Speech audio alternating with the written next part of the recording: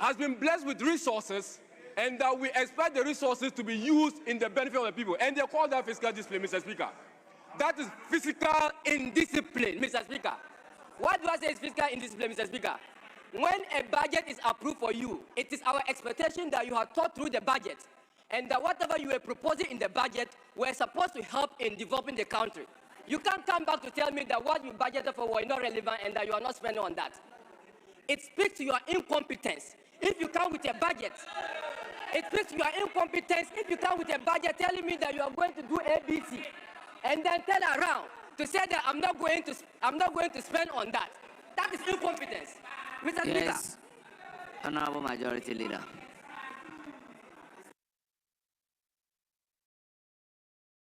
Mr. Speaker, we agreed not to interrupt debate, and so far it has been going well.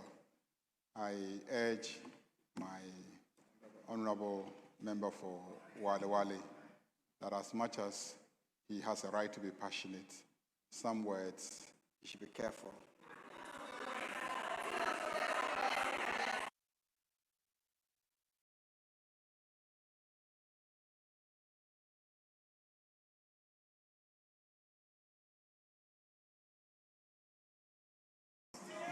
Honorable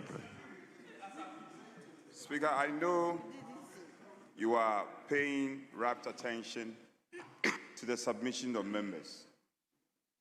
And Speaker, knowing who you are, you will not allow what is wrong to pass. Granted that it was wrong. And the Majority Leader was actually drawing our attention to describe your reign as incompetence. There's nothing wrong with that. Because the honorable member is on all fours. So, Majority Leader, let me appeal to you. Our colleagues are eager to speak. This is your point of order. With the greatest of respect, please allow the Honorable Kabiru to flow. And especially when the man is in full flight. The man is in full flight, and the Majority Leader, he was in full flight, and the leader clearly is pouring cold water on the steam the member is flowing with. Let me plead with the Majority Leader. Honorable Minority Chief Whip, I hope you know and you can remember the former Agric Minister, Honorable Akoto Afriye. Once you can do that, let's make progress. Honorable Gideon Vaku, you have the floor. Honorable Kabiru, you have the floor. Thank you, Mr. Speaker. May you live long. Kabiru, be in flight.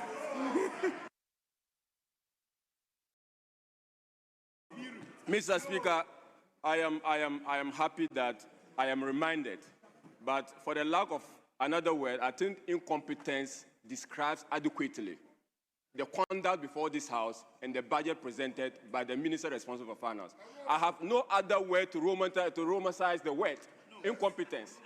I mean, romanticize the word incompetence. I will need a word for that, and if I will get it, I will use it. Mr. Speaker, but let me continue. In the 2025 budget, they told us about what they call the Teacher Dabre Initiative. In 2026, Mr. Speaker, we've not found that initiative, and they did nothing about it in 2025. Is it not deception? Mr. Speaker, they told us that they were doing 100 million coders program. In that particular budget, they failed to deliver. This year, they are repeating their promise. Mr. Speaker, they told us that they are doing what they call e-Okada. Mr. Speaker, you remember? Okada, hey. That promise was found in their budget. They did nothing about it. This year, they have said nothing about it in their budget. Mr. Speaker, they told us that they are allocating $279 million to Gold Board. Mr. Speaker, they did nothing about that, and that they are resorting to the printing of money by the central bank to finance Gold Board, which they spoke against when they were in power.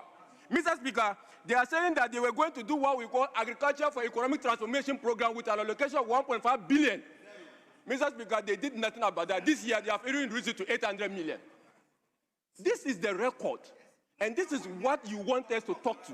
Mr. Speaker, I will continue. The Ejubawura program, they allocated $100 million to it for 10,000 jobs to be supported. They did nothing about that, and they allocated additional 100 million again for this year. Mr. Speaker, they said that they were going to do what they call the Women Development Bank. Mr. Speaker, the verdict on the Women Development Bank is out there. 51 million. You could not do that. You are now promising 104 million for Women Development Bank. This is the record you wanted to speak on. Mr. Speaker, but there is even more. There is even more. They are telling us that they want to spend some 207 million to rebase this economy. Mr. Speaker, this government seems to know where the mouth is, but they don't know where the pocket is. If you don't know where your pocket is, Mr. Speaker, that is saving. Knowing where your pocket is called saving. Knowing where your mouth is consumption. And we want this government to reorient itself to knowing where the pocket is and know where the mouth is. Because their own data shows that they spend more on consumption. And they spend less on goods and services. Mr. Speaker, you are increasing the wages and salaries of people for them to go to sit in the office and do nothing because you've not provided them with goods and services. That is the verdict of your budget. Mr. Speaker, this government has also budgeted an amount of 150 million to fight Galamsey. NIMOS has been spending our money. They are yet to even come and account to us that despite the million of cedi they have spent, and our water bodies are still polluted, and people are still bad with still bad. Mr. Speaker, they are beating people anyhow across the country. Mr. Speaker, we need this government to come and account. The 150 million is something we will not do. Mr. Speaker, something they said they were not going to budget for, and that 24-hour economy is part of the normal operation, and we shouldn't expect a budget line for 24-hour economy. They told us before this house. This year, they are allocating $110 million for that. The leader of the House said it, that we shouldn't expect a budget line. Today, there is a budget line for 24-hour economy, and they want us to believe that that money is not going to be used for consumption. Mr. Speaker, they go on and on and on with the expenditure and promises. And even at a point, I wonder whether the minister responsible for finance was actually speaking to this house. How will you mention agriculture implements and go and be mentioning digs? Mr. Speaker, the digs, he will mention the number of digs that they are going to acquire. Meanwhile, they are part of the plan. This is what we call pardon. This is what we call pardon of records. You don't pardon records to look good.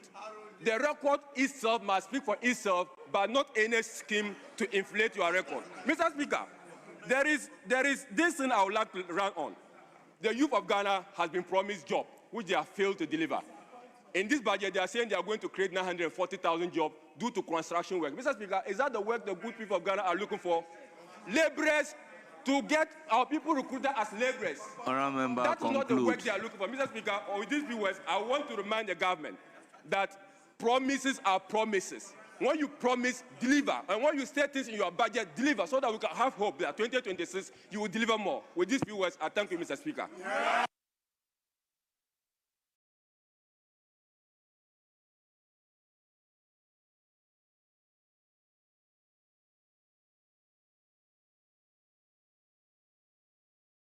Yes, Honourable Majority Leader. Mr. Speaker, I think this will be a convenient location for us to take the Committee on Selection report and then get back to the debate.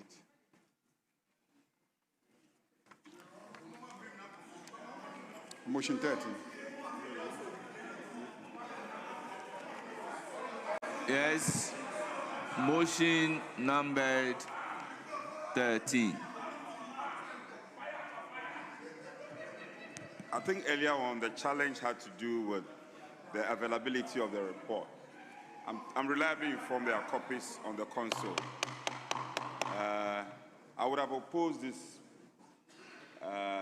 motion because our side is really energized to deliver and play back their report to them. What you know. So we will suspend temporarily and revert to take motion 13, after which we'll come back to the debate.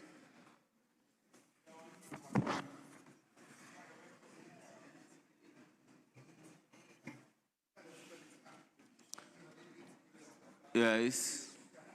And Honorable Minority Chief Whip, I think at pre-sitting we agree on certain modalities. Speaker, there's no issue. Very well.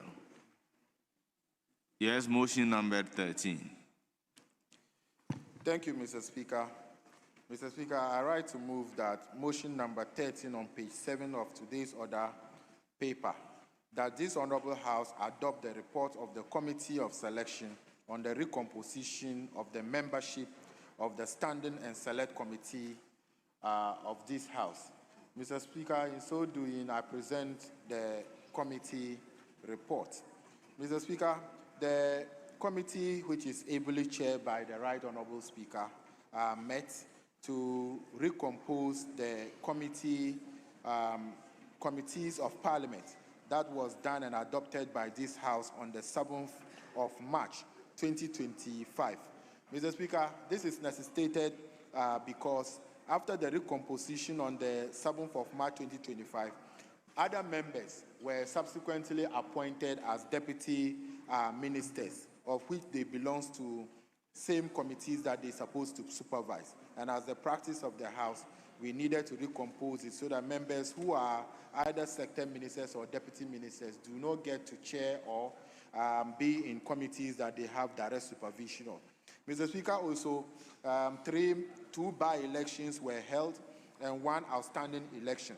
So the committee took into consideration the 3 new members of Parliament, namely the Honorable Rabna, the Member of Parliament for Able Kumanov, the Honorable Bernard Bedieku Bedu, Member of Parliament for Akotia, the Honorable Professor Ali Duseidu, the Member of Parliament for Tamale Central.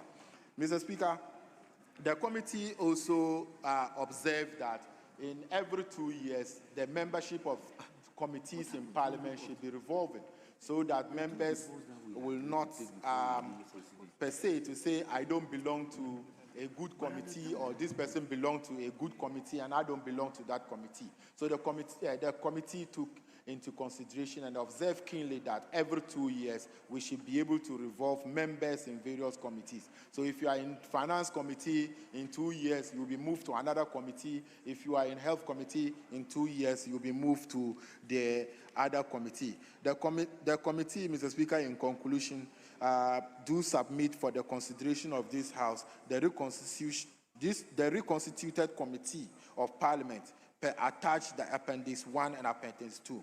Mr. Speaker, I so move and submit. Yes, Honorable Majority Chief Whip.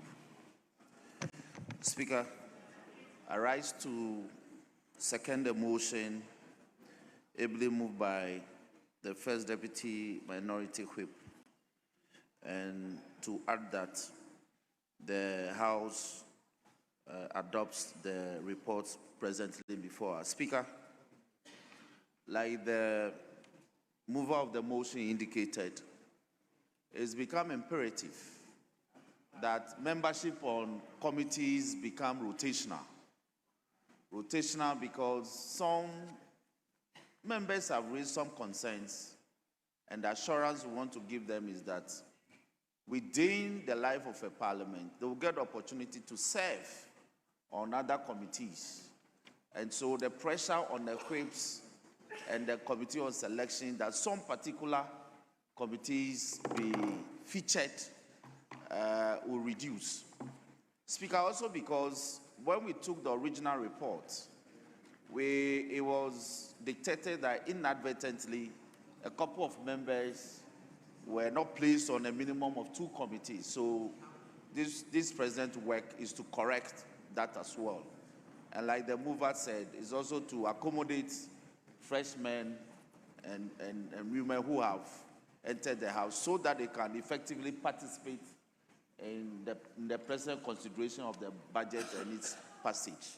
So, Speaker, with these words, I second the motion.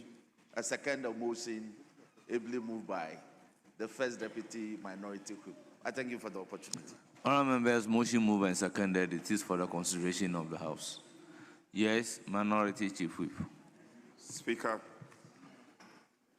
may I commend leadership particularly the Majority Leader, for his steadfastness, the Speaker himself. This matter has been lingering on for far too long.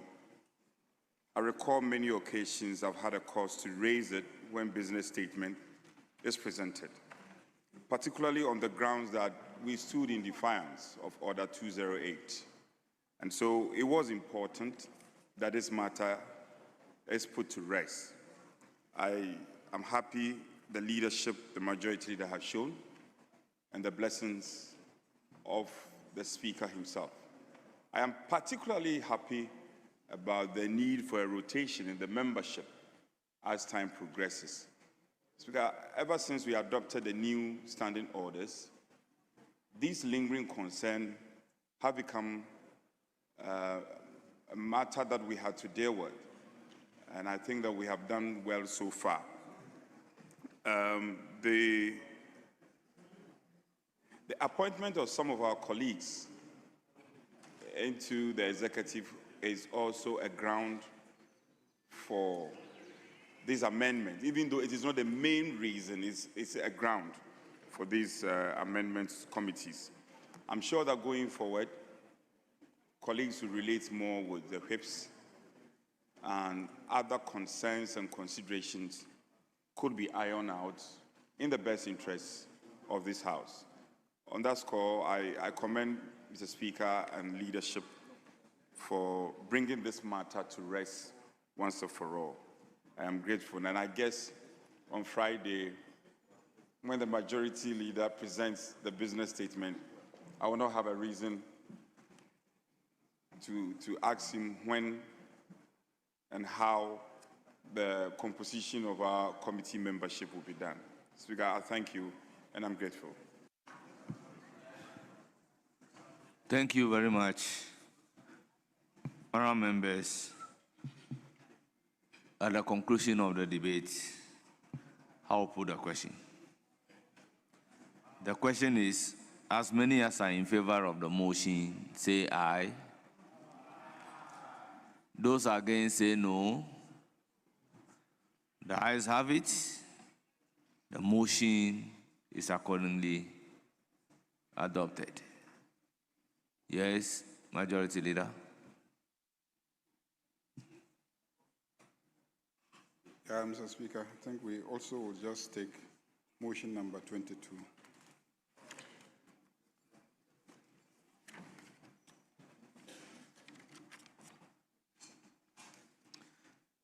Yes, motion number 22, Chairman of the Committee. Mr. Speaker, I move that motion number 22 on today's order paper be moved now. Mr. Speaker, I so move.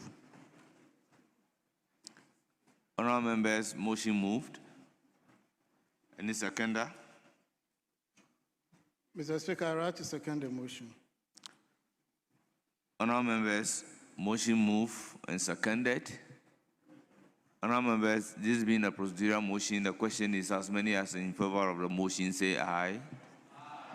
Those against say no. The ayes have it. The motion is adopted.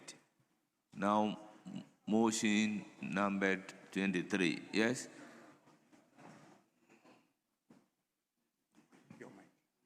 Speaker, with respect, you earlier reminded me of engagement, and I intend to go by that engagement. Speaker, 23 becomes consequential.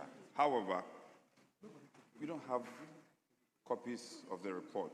The other business we have. The copies of the report are loaded on the console. They are on the console. Yes. Speaker, well, maybe, but no, the practice has been that at least those of us in leadership will have some hard copies to complement what is on the console.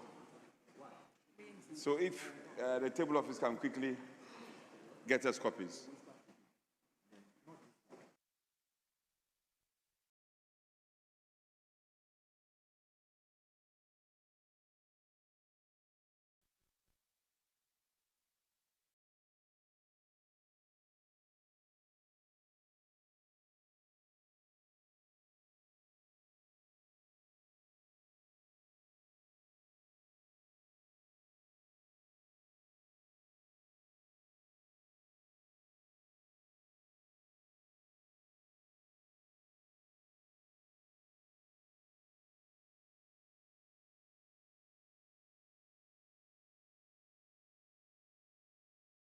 Yes, Chairman of the committee.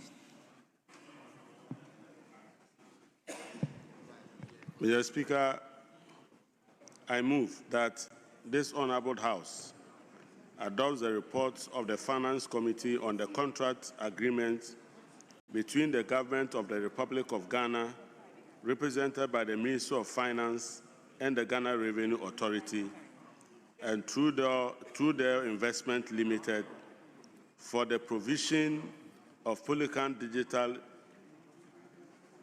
inspection solution to modernize customs administration and enhance revenue mobilization. Mr. Speaker, by so doing, Mr. Speaker, I would like to present the committee's report. Mr. Speaker, the contract agreement between the Government of the Republic of Ghana, as represented by the Ministry of Finance and the Ghana Revenue Authority, and through their Investment Limited, for the provision of public and digital inspection solution to modernize customs administration and enhance revenue mobilization, was presented to the House on Thursday, 13th November 2025, by the Honorable Minister for Finance, Dr. Kesel Atofosu. Pursuant to Article 181 of the 1992 Constitution and Order 2226 of the Standing Orders of this House, the agreement was referred to the Finance Committee for consideration and report. Mr. Speaker, the committee met with the Minister of Finance, through the Minister for Finance, the Deputy Minister for Finance, and his technical team. And Mr. Speaker, we were informed that it has become necessary for the government of Ghana to introduce a publican digital arrangement to improve custom management and to improve revenue generation. Mr. Speaker, we were informed that even though we have an existing ICOM system, there were weaknesses that were found with the ICOM system that made it very difficult to manage the movement of cargo, particularly with respect to pre-arrival arrangements that ensures that we're able to track items that come into this country. Mr. Speaker, we're informed that in one of the cases that they monitored, a cargo that left Colombia, destined for Accra, went to Egypt, and from Egypt, the documentation were changed. So completely when the item arrived here, the description and classification that we had originally had changed, and ICOMs did not have the capacity to be able to identify and track this. So as a result, Mr. Speaker, the government has decided to sign this agreement with this publicist to make sure that we are able to get a handle on tracking those customs, the classification of customs, and the pricing in order that the revenues that are accrued to the state are at no extra. Mr. Speaker, this exercise is being done at no extra cost. The existing arrangement is that 1% of all CIF values are paid to ICOMs. So it is that 1% that will be shared between ICOMs and the new additional facility that we are looking at to enhance the revenue generation. So there is really no extra cost to the state. It is simply to use an existing cost and use that cost to share between two companies. Mr. Speaker, we are also informed that the existing operator has been consulted, and it has been agreed by the two parties that the implementation of this committee by consensus recommend to the House to approve this agreement. Mr. Speaker, I so move. Honourable members, motion move and seconder.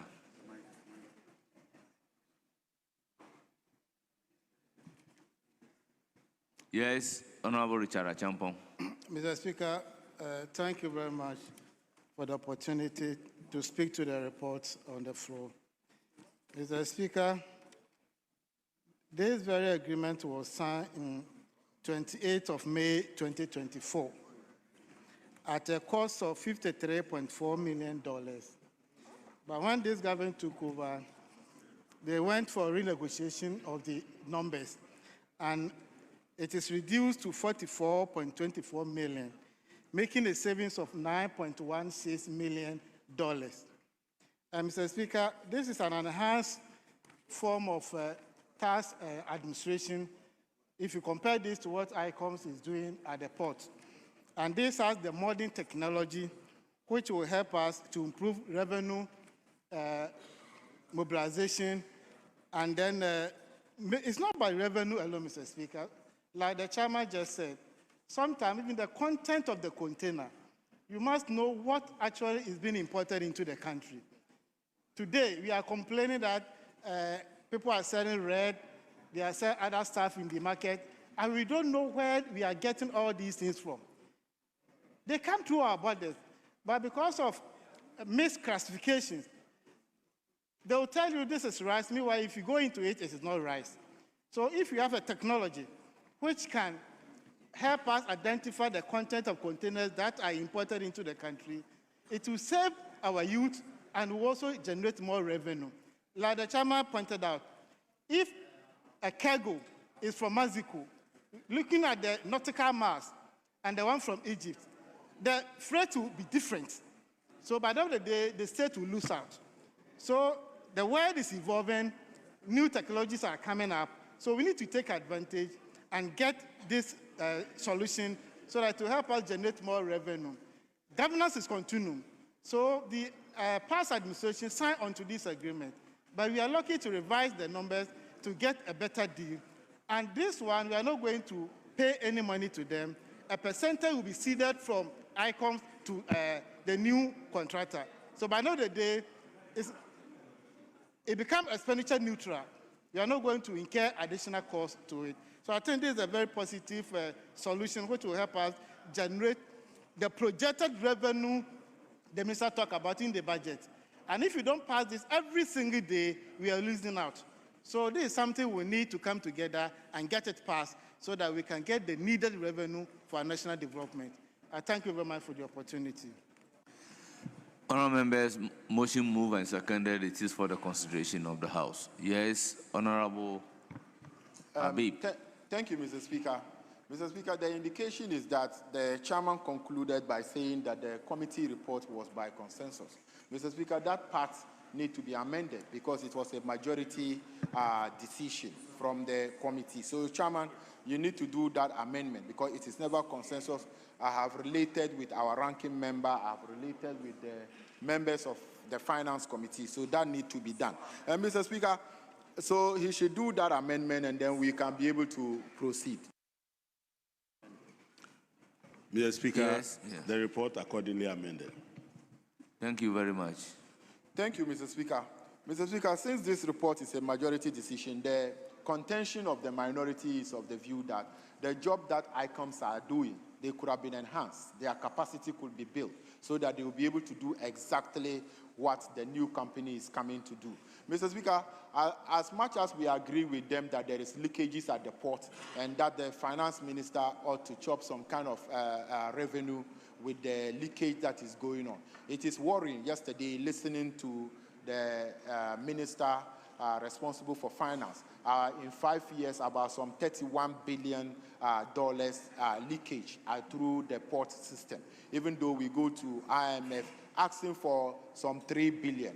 If actually the minister wants to be able to make sure that the leakages are protected, it is not the case that you have to introduce a new company. It is about increasing the capacity of the ICAMs. It is about giving them policy directives. It is about encouraging them and making sure that where you think that we need to close the gaps to be able to get that. And also the new company that you are bringing, Mrs. Speaker, what is their track record? What have they done? What have they shown to us that we've been able to do? Yesterday, I listened to them, and they were saying that they have operated in some 20 countries or so, and they mentioned those countries. But the countries that they have operated on, what is the success story? What have they been able to achieve in that? Yes, you might be operating in a company, and you might have been as bad as us. We are presuming that ICAMS is not doing much in Ghana. So I think that, Mr. Speaker, that is the reason why we in the minority, we are not in support of this, because we think that the finance ministry the finance ministry intention of introducing a new company. I don't know why a new company will be introduced to be able to get this revenue for us without a cost to the country. Definitely the chairman of the finance committee is of the view that it will come at no cost. I don't think that it will come at no cost. And even the way it will operate, AI, we are going to use digital technology to be able to make sure that these leakages are being taken care of. So, Mr. Speaker, with this words, the chairman amended it to a majority decision. We think that ICAMS can be strengthened, and we are not in agreement with this report, and we are opposing this report. I thank you, Mr. Speaker.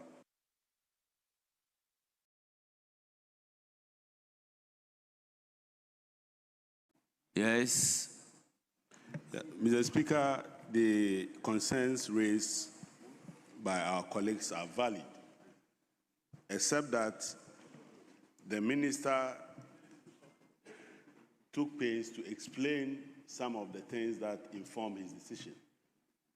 The minister said that in developing the proof of concept, they engaged extensively with ICOMS and the new service provider to come to a conclusion that the best way to go was to go for a service provider to augment and complement the work of ICOMS. ICOMS has several models, but the model that we are looking at is not present in the ICOMS model. And the minister said they engage them. And so it's not as if all of a sudden they are going to see a third party come there to work without their consent.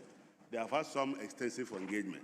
But Mr. Speaker, the issue about the leakages, when you import goods into this country and you pay through your bank or other means, you first have to do what we call an import declaration form. That import declaration form is where you come to tell the people of, the government of Ghana what you are importing into the country and how much money you need, how much forex you need to pay for those goods. Out of over 81 billion of such requests, for which our banks transferred hard-earned foreign currency abroad, 31 billion of them, no goods came into the country. So what we are seeing is that our $31 billion left, we were struggling to find dollars here. We had shipped $31 billion, and it's not supported by any import at all. And ICOMS doesn't have the capacity to track this and to help us manage it. So this new system is intended to complement the work of ICOMS and not to take away the work of ICOMS, so that together they can help us to mobilize the resources. Mr. Speaker, I just wanted to make that clarification to my colleague. Thank you very much, Chairman of the Committee. Honourable members, at the conclusion of the debate, I'll put a question. As many as are in favor of the motion, say aye. Aye. Those against, say no. Honourable members, the ayes have it. Accordingly, the motion is adopted. We'll then move to the consequential resolution numbered 24 on the order paper. Yes, Minister for Finance. Mr. Speaker, I beg. Deputy. Yes. Honourable Majority Leader. Mr. Speaker, the Minister for Finance was here just a short while ago. I believe he has stepped out. Mr. Speaker, I crave your indulgence if we can allow his deputy to move the consequential resolution. I've already had discussions with my colleagues on the other side. Yes. And they have no opposition to the deputy minister moving the consequential resolution. Mr. Speaker, he knows we are not obstructionists, and we will not obstruct government business. That we will not do. But today I saw the minister in the House. We engage him. And when he gets to resolution and the minister vanishes. Resolution is a very important business, as you know. Honourable Member, you know that for a stated reason, we have to commence the commentary on the budget out of 10. You understand? So, yes. Mr. Speaker, today is Honorable Ampim's turn. You recall Ampem used to sit where Honorable Ado Kenneth, and that was his main objection. Every day, Ampem will be the first person to rise and object to a deputy minister moving a motion for the adoption of a report or the resolution being carried through. You see? Ampem. Honourable members, leave is hereby granted. Deputy Minister of Finance, you have the floor. Thank you, Mr. Speaker. Mr. Speaker, I beg to move that resolution captured as item number 24 on today's order paper on pages 9 and 10 be adopted now. I so move, Mr. Speaker. Honourable members, the resolution is moved for our adoption. Any seconder? Mr. Speaker, I second the motion. Honourable members, resolution moved and seconded. It is for the consideration of the House. Honourable members, this is a consequential resolution, so I'll put a question. As many as are in favor of the resolution say aye. Aye. Those against say no. The ayes have it. The resolution is accordingly adopted. Yes, Majority Leader. Mr. Speaker, we'll go back to the commentary on the budget policy statement.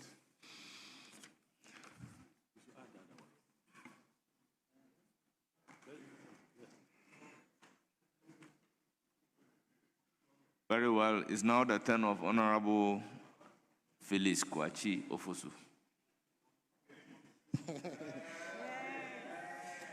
Thank you very much, Mr. Speaker, for the opportunity to comment on the presentation of the 2026 budget statement and economic policy of President John Dramani Mahama. Mr. Speaker, let me start by commending highly the Finance Minister for presenting what, by every account, is an inspiring budget that sets us on the path to rapid economic recovery and socio-economic development. Mr. Speaker, before I delve into specifics in the budget, there is a need to correct some misimpressions that were created in the course of the contributions by our friends on the other side. Mr. Speaker, they have sought to contest the absolutely indubitable fact that the economy that they superintended was in shambles. Mr. Speaker, that the economy we inherited from them was in shambles is a matter of public record. It is not debatable. As has often been said, Mr. Speaker, economic analysis is carried out on the basis of specific indices. There are metrics. There are things you use to measure economic performance, which are not subject to interpretation or opinion. Mr. Speaker, the economy they handed over to us was one that was in the throes of deep economic default. For the first time in the history of Ghana, a government defaulted on our debts. Mr. Speaker, for the first time in the history of Ghana, our credit ratings was at junk status. In local parlance, we call it Bola. In Mura, that was the state of our ratings. Mr. Speaker, the currency, the Ghana cedi, suffered a catastrophic collapse under the watch of our colleagues on the other side. By the time they left office, you could buy the dollar for 17 cedis in some forest bureaus in Ghana. This is not a disputable fact. Mr. Speaker, inflation at a point reached 54%, hyperinflation. You went to the market in the morning to buy an item at one price, only to return in the afternoon to find that the price had gone up. By the time they left, it was at 23%, which was exceptionally high for an economy like ours. Mr. Speaker, when they went into the IMF program, albeit in an ambulance, they committed to leaving a primary surplus of 0.5% at the end of the 2024 financial year. Mr. Speaker, we came into government and discovered that far from leaving a surplus of 0.5%, they had in fact done a primary balance of negative 3.5%. Mr. Speaker, the budget deficit was hovering around 5.7%. So there is absolutely no doubt that the economy that we inherited was in shambles and that it had been mismanaged. Our public debt had reached levels that made it impossible for them to repay. Mr. Speaker, they gave 1.3 million Ghanaian bondholders excruciating haircuts that plunged them into severe economic hardships. This is not in dispute. So it is settled beyond debate that the economy was in shambles under them. Mr. Speaker, the next issue that is not up for debate is that there has been a remarkable turnaround in the fortunes of the Ghanaian economy. The same indices that I recited, Mr. Speaker, when you look at them under us, you see remarkable recovery. Mr. Speaker, contrary to the junk status of our credit ratings, today we have come back to B-. Mr. Speaker, today, the Ghana cedi on the interbank market sells at 10.9 Ghana cedis. That's what the Bank of Ghana has reported. Even on the Forest Bureau, or at the Forest Bureau, it hovers between 11 to 11.5 cedis. Under them, it was 17 cedis. Mr. Speaker, inflation is at 8%, and the minister has given indication that they expect it to reach 6.5% by the end of this year. Mr. Speaker, the primary balance, and the reason why I stress the primary balance, is that they made it the main anchor of the IMF program. In other words, it was the most important indicator for them. They chose it. Mr. Speaker, from the negative 3.5% primary balance, the Minister of Finance set a target of a surplus of 1.5%. Mr. Speaker, he went 0.1 better and achieved 1.6% by the third quarter of this year, which has never happened in recent memory.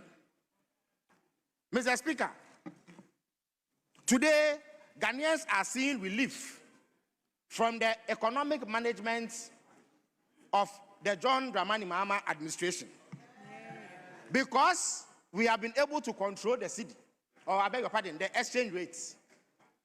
For 10 consecutive times, the price of fuel has dropped. Mr. Speaker, there is record before the Economic Committee of this House that up to 4,500 different items saw price reductions because of the appreciation of the Ghana cedi. And this is relief brought to the pockets of the people of Ghana. Yeah. Mr. Speaker, the transport companies will tell you that since government began to engage them about a decade ago in the fixing of transport prices twice a year, it is under this government that the single biggest reduction in transport fares has occurred, of 15%. Yeah. And that is because fuel prices, which is a key determinant of transport fares, has reduced substantially. That is also not in debate. Mr. Speaker, even as I go on to correct some misimpressions, my respected friend, Dr. Gideon Boako, sought to assail the fiscal consolidation measures of the finance minister. He decried the effort of the finance minister to hold the line and ensure that the same fiscal indiscipline which led us to the crisis that the superintendent does not recur.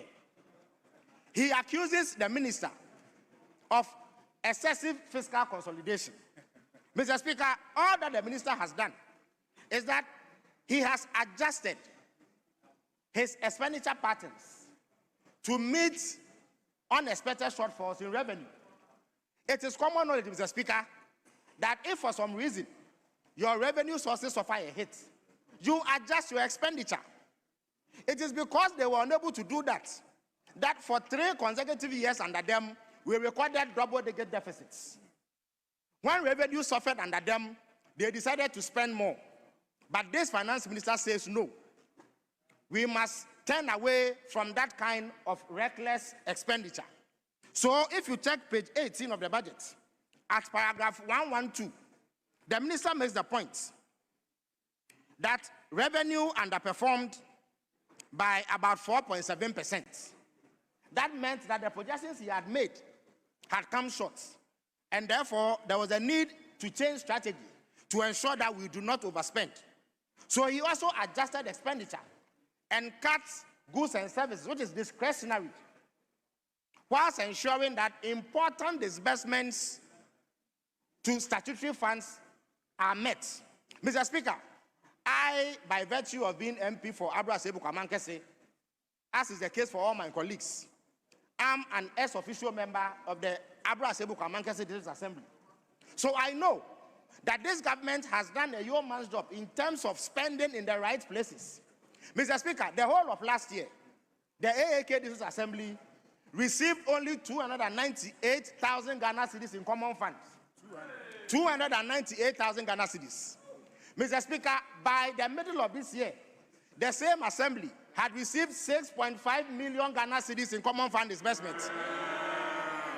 Because of that, as I speak to you, the AAK District Assembly has almost completed 8 different projects, which they could not do the whole of last year. So it is not true that this finance minister is not spending. He is spending in the right places. Mr. Speaker, for the first time, the National Health Insurance Scheme reports that they have a healthy balance in their accounts, unlike the past, when a minuscule of what was due them was reimbursed by governments. Mr. Speaker, today, we do not hear noises about free senior high school because this finance minister is remitting adequate resources to them through Get Fund. Mr. Speaker, between the beginning of this year and now, about 1.3 billion Ghana cedis has been paid to senior high schools to feed Ghanaian school children. It is the reason why the noises that used to emerge over the poor quality of food or unavailability of food has subsided. So the minister is engaging in fiscal consolidation as a way to prevent the fiscal slippages that we have suffered from in the past. But he is spending in the right places.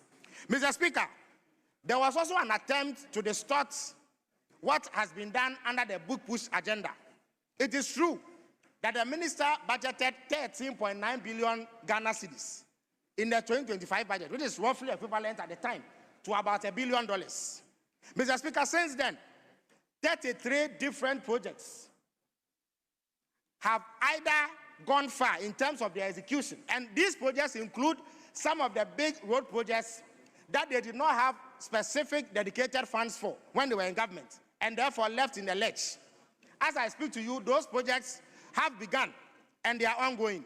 There are many more that are ongoing, but the minister has said that unlike in their time, when they used to pay mobilization to contractors before they went on site, some of whom actually squandered the money, he was not going to give anybody mobilization. As I speak to you, the minister has in excess of $900 million in his accounts. And he has said that any contractor who presents a certificate will be paid in 30 days, 1 month. The Deputy Minister for Roads is right here behind me, and he can corroborate what I'm saying. So it is not true that the minister is not spending under big bush. The minister is ensuring that there is value for money, and that people who actually do work are the ones that we are going to pay. Mr. Speaker, they also keep on claiming that the Bank of Ghana has printed money to finance the activities of Gold Board. Mr. Speaker, for the avoidance of doubt, the Bank of Ghana has not printed a dime to give to Gold Board. What the Bank of Ghana has been, and indeed, Mr. Speaker, our friends on the other side must make up their minds on exactly what they think this government has done or not done. In one breath, they claim that the city is stable or the city has appreciated because of some gold accumulation policy that they implemented. Mr. Speaker, they forget that by the time they left office, they had accumulated close to 30 tons of gold, and yet our currency suffered its most catastrophic depreciation in recent memory. What the Bank of Ghana has done is that they take money from commercial banks who are interested in forex. give it to gold board to purchase gold, export it, and remit the funds thereof in hard currency, which the Bank of Ghana gives back to the very people they took money from. That is what my colleague, the Honorable Adongo, referred to as intermediation. That is what has happened. But, Mr. Speaker, even as they criticize and falsely accuse the Bank of Ghana of intervening in the market, the records show that in 2024 alone, by the end of October, they had pumped $3.15 billion onto the forex market in a bid to save the Ghana cedi. And yet, the Ghana cedi suffered its most catastrophic decline under them. So if merely pumping dollars onto the forex market is what causes the currency to achieve stability, they would have achieved it. We have innovated and introduced a measure that is ensuring that there's liquidity on the forex market so that when they need it for transactions, they get something to do. That is what they are failing to recognize and are peddling all manner of misleading claims against this government. But, Mr. Speaker, let me make the point that if you put all the macroeconomic indices aside, the economic management of this government is touching real lives. Mr. Speaker, they were the ones who used to argue that parents could not pay between 800 Ghana cedis and 1,500 Ghana cedis as fees at senior high school level, and therefore they needed to introduce a free senior high school. Yet the same people are opposed to the fact that when senior high school graduates leave school, they have to go to tertiary institutions, and that tertiary fees are even more expensive than senior high school fees. If parents cannot pay 800 and 1,500 Ghana cedis, can they be expected to pay in excess of 3,000 Ghana cedis at tertiary level? No. So this government introduced the no-fee stress policy. And Mr. Speaker, I can report that as of the end of the last academic year, 151,000 Ghanaian first-year university or tertiary students had received reimbursements under the no-fee stress policy. Wow. This is how prudent.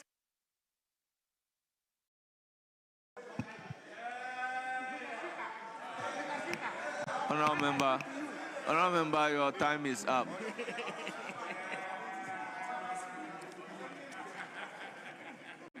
Honourable members, it's now the turn of Honourable Alexander Akwesi Akwa. You have 15 minutes. Thank you very much, Mr. Speaker. So, Speaker, I want to thank you for the opportunity to give some feedback of the budget that had been delivered to this House by the Honourable Ato Forsen. So, Speaker, I must say that the budget was actually delivered with a lot of confidence. And it actually gave us the opportunity to also analyze the budget. For the last weekend that I was in the constituency, I met a group of young men and we went through the budget. And one suggested that the budget will be better assessed if we look at how specific it is, how measurable it is, how achievable it is, how realistic or relevant it is, and then we look at the time-bound nature of the provisions in the budget. And so at the end of the day, we want to see whether it is a smart budget or not. And Mr. Speaker, I am sad to report to this House that when we went through some of the topics in the budget, we realized that this is not a smart budget. This is not a smart budget because, as a former Deputy Minister for Health, we realized that last year, the budget made allocation for national health insurance to the tune of 10.5 billion. Everybody was happy, including the private health providers, because health insurance had not been capped like it used to be in the past. And so people were expecting that this is going to improve healthcare. The private healthcare people were going to receive their monies, and it was actually going to help generally healthcare delivery. This year, this figure has reduced to 8 billion. And then you are looking at a shortfall for 2.5 billion cedis.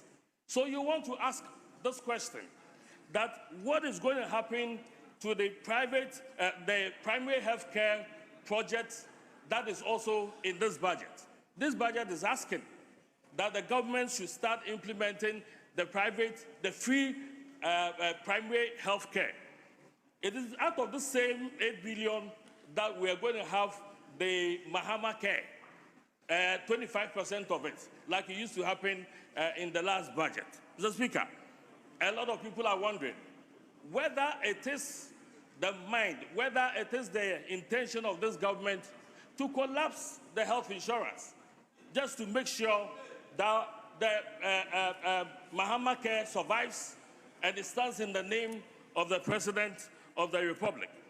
Mr. Speaker, this budget is asking for free primary health care.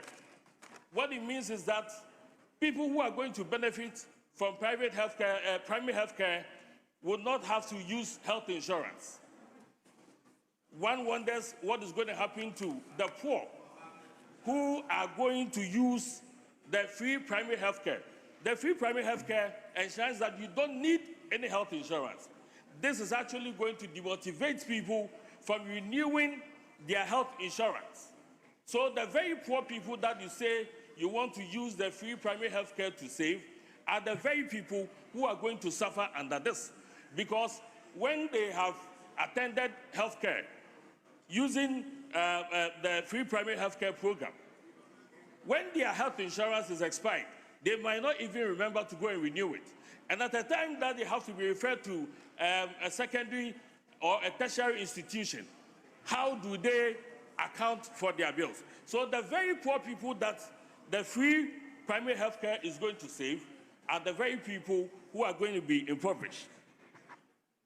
Mr. Speaker, if you look at the budget is talking about creating page 133 of the budget, paragraph 1059. Mr. Speaker, I read. Mr. Speaker, to bridge the inequality in access to health care, access in our regions, across our regions, government will commence the process towards the construction of 6 new regional hospitals for the 6 newly created regions, beginning with 3 hospitals in 2026 and 2 district hospitals at Bole and Shama. Mr. Speaker, just look at the wording. Government will commence the process towards the construction of 6 new regional hospitals.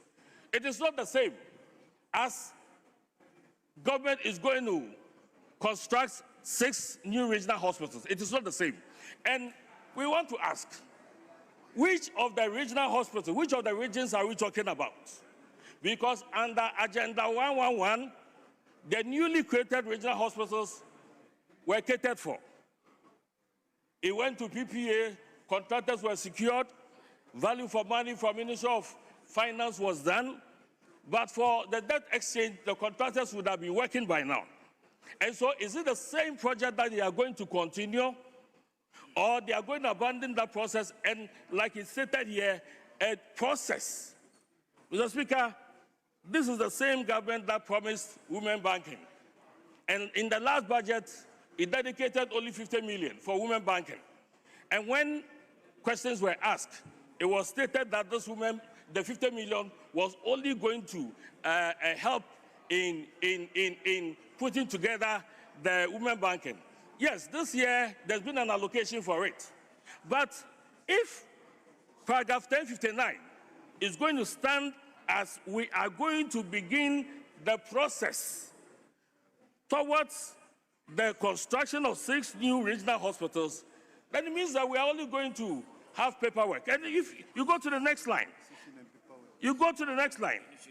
it tells you we are going to begin with 3 hospitals in 2026. So if we are going to begin with 3 hospitals in 2026, why don't we state that? But to say that the 6 regional hospitals are going to have new hospitals, Mr. Speaker, this shows clearly that this budget is Sakawa budget. It's a budget that you cannot trust. It is a budget that you cannot trust. Honorable member, will you do the needful and withdraw the word Sakawa? I'm guided, Mr. Speaker. Please withdraw. Mr. Speaker, I withdraw the word Sakawa, but what I meant is, this is a budget that says one thing and does another. And that's another. So, which are the regions that are going to benefit from the new agenda, the new hospitals? Mr. Speaker, if you look at that same paragraph, it is stated that 2 district hospitals at Bole and Shama are going to be constructed. Mr. Speaker, I am aware that Bole has a district hospital. Bole has a district hospital. And so why are we going to do a new hospital in Bole? Granted, it is the home of the president. It is the home of the president. And so, I mean, we can understand. But that is the difference between, the ex-president Nana Dankwa Akufo-Addo and the current president, His Excellency John Mahama. The Chebi Hospital is one of the oldest hospitals in Ghana. But His Excellency, the former president, Nana Dankwa Akufo-Addo, did not build a new hospital. He only rehabilitated that hospital. He only rehabilitated that one. So we think that Bole's district hospital can be rehabilitated so that that funding can be sent to Achimota Government Hospital. Mr. Speaker, when the president was campaigning, he came to Achimota and promised the people of Achimota that he was going to give us a new hospital that is befitting of our municipality, because our hospital is over 100 years. I'm using this opportunity to remind the president that his promise to the people of Achimota is still sitting in the heads of the people of Achimota. And so the funding that is going to go to Bole, we're asking it to go to Achimota Government Hospital. Mr. Speaker, I'm also looking at the issue of district assemblies.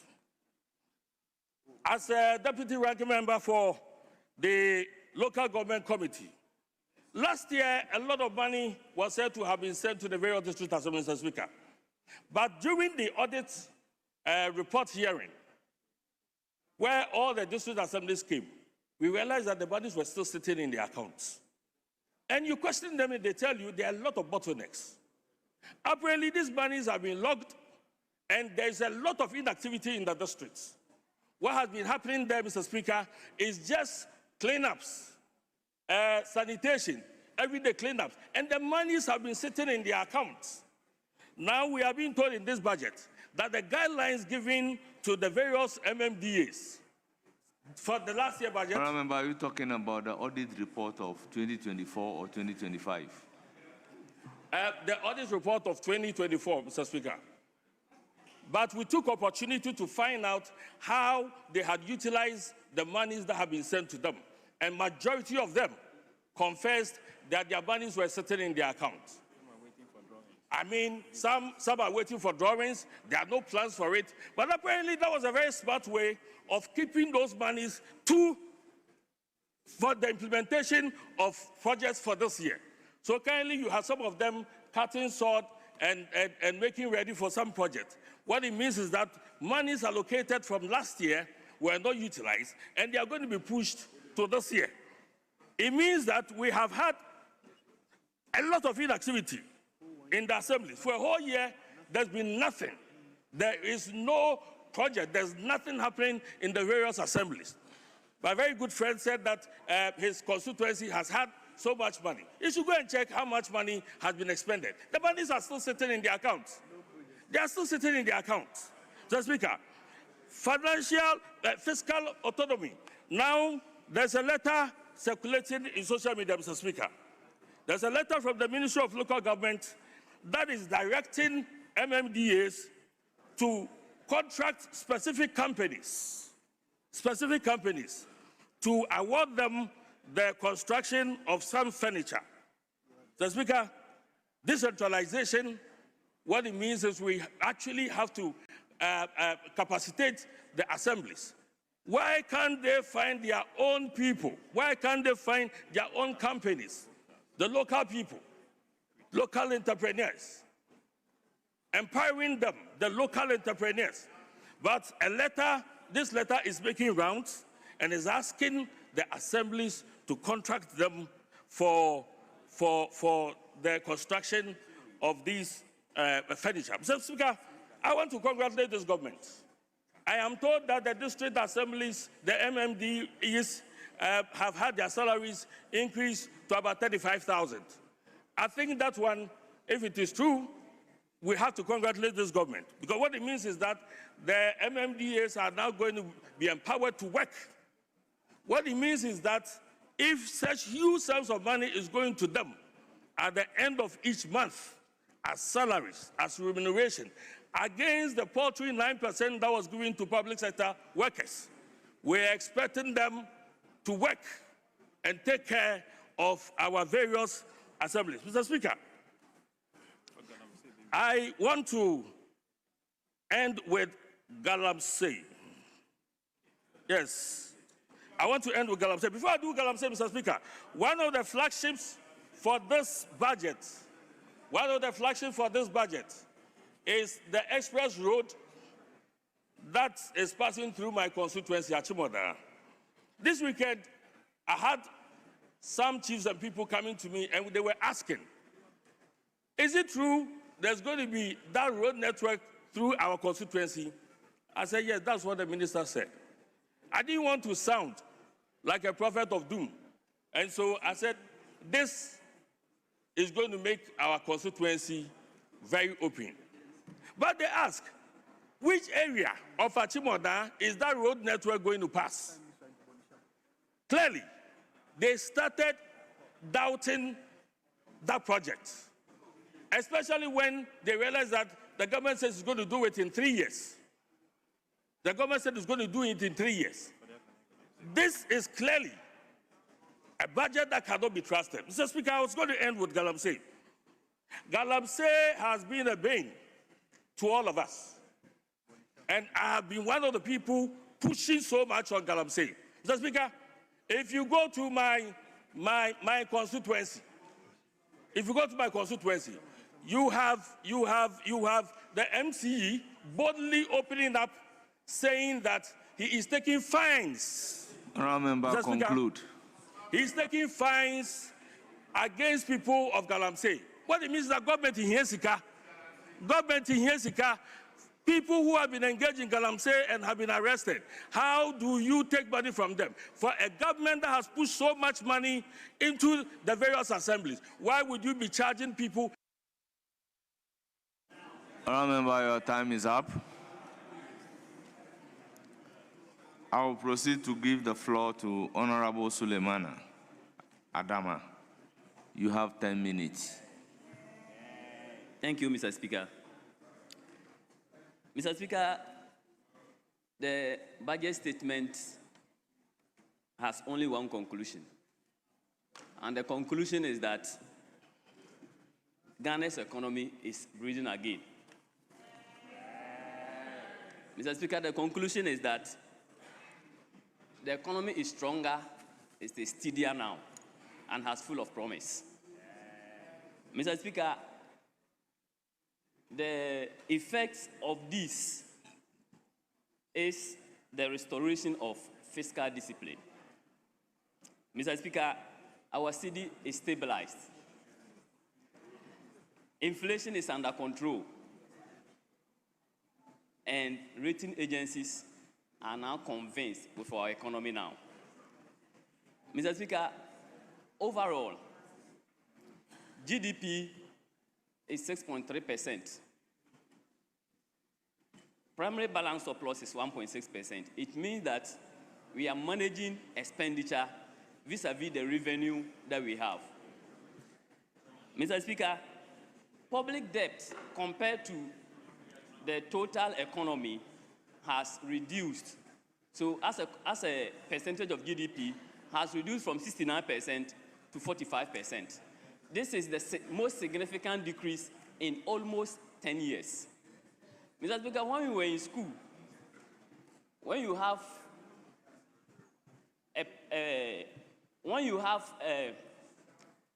a policy or when you have a program with a constant and a variable in it. Mr. Speaker, if there are changes in the output, it could only be as a result of the variable. What are the variables that we have? And what is the constant that we have? Mr. Speaker, consistently for almost 4 years, our economy pre-2025 had been characterized by falling currency depreciating, interest rates always high. Mr. Speaker, the only variable that we have for the last year has been a change in government. There's a new president, there's a new economic management team, and there's a new minister for finance. So, Mr. Speaker, I wonder when people say the changes that we are seeing now are as a result of things that we did previously. This House must be commended for the changes initiated by the Minister for Finance. Mr. Speaker, we were here when the Minister presented the 2025 budget. As part of the budget, there were some policy reforms that the Minister presented. One of them, the key one, Mr. Speaker, was the amendment to the Public Procurement Authority Act to include commitment authorization. Mr. Speaker, hitherto, state-owned agencies could commit the state to costs that there are no money for because the Minister for Finance wasn't aware. When this House passed this amendment and brought in commitment authorization, no state agency could do any commitment without the approval of the minister. So when you see our public debt reducing from 69% of our GDP to 45% of GDP, it did not come from the skies. It is as a result of the pulse and the hands and the eyes that the minister has. Now, when you watch the Public Accounts Committee and you see expenditures by SOEs, and you ask, for instance, a state agency like Electricity Company of Ghana, why did you spend beyond appropriation? It was because at that time, there was no eyes on them.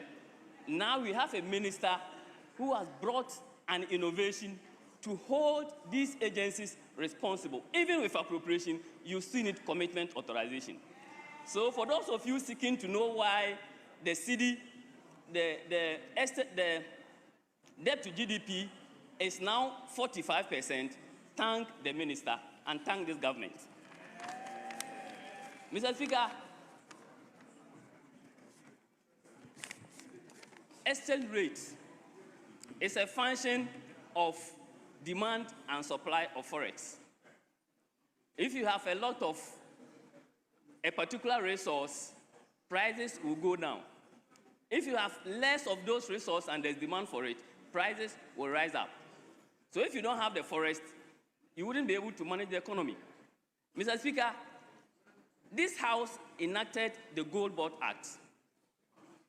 Hitherto, individuals were the ones purchasing gold and exporting them. Mr. Speaker, after the enactment of the Gold Board Act, it is now the sole responsibility of Gold Board to do exporting of gold.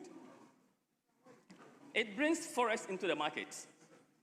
When there's forest, the Gold Board will have to actually, in conjunction with the central bank, manage this forest that is in the economy.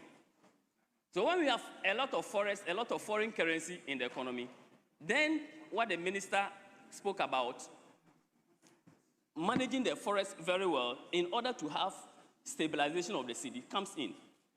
So it is what we see are the result of direct policies led by the Minister for Finance and the government of Ghana. So I spoke about the Gold Board. I spoke about the other policy that the minister brought in. So, Mr. Speaker, the economy is in safe hands. We are no more under autopilot. There is a pilot responsible and directing the affairs.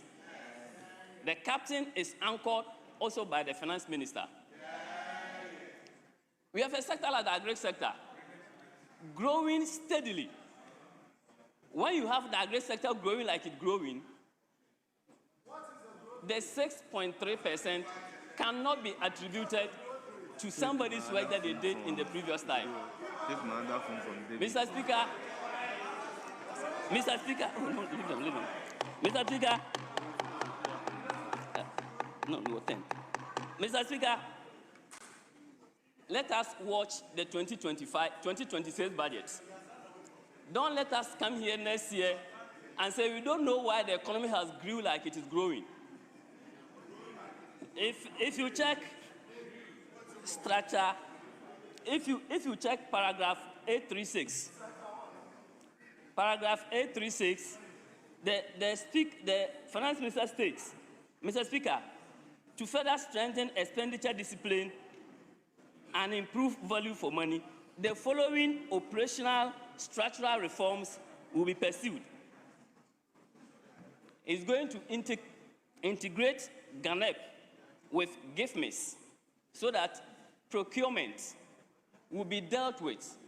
Mr. Speaker, the minister also states that sections 96 and 98 of the PFM will be enforced so that breaches relating to arrears accumulation and non-compliance with commitment controls will be dealt with. Most importantly, Mr. Speaker, I heard a colleague talk about the fact that if you go to a lot of assemblies, the money is sitting there, but they are not utilizing them. The Minister for Finance has seen this. It's the reason why he states in paragraph 839 that he's going to implement a review of the procurement threshold. Yes, these thresholds were established almost 10 years ago. So most of these entities, most of these procurement entities have a threshold. You cannot procure beyond that threshold. But because of inflation, because of city depreciation and the rest, some of these entities have contract sums exceeding their threshold. So even basic stationary classroom block, they cannot do without having a concurrent approval from the Regional Coordinating Council.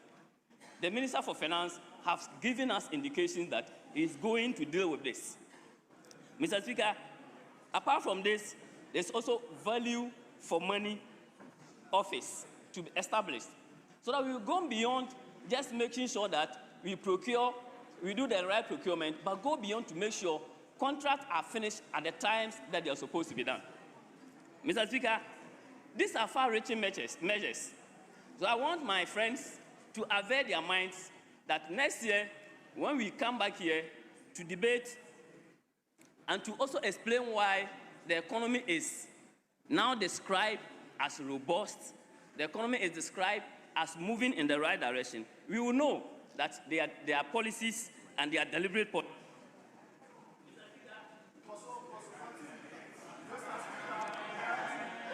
Honourable Member, your time is up.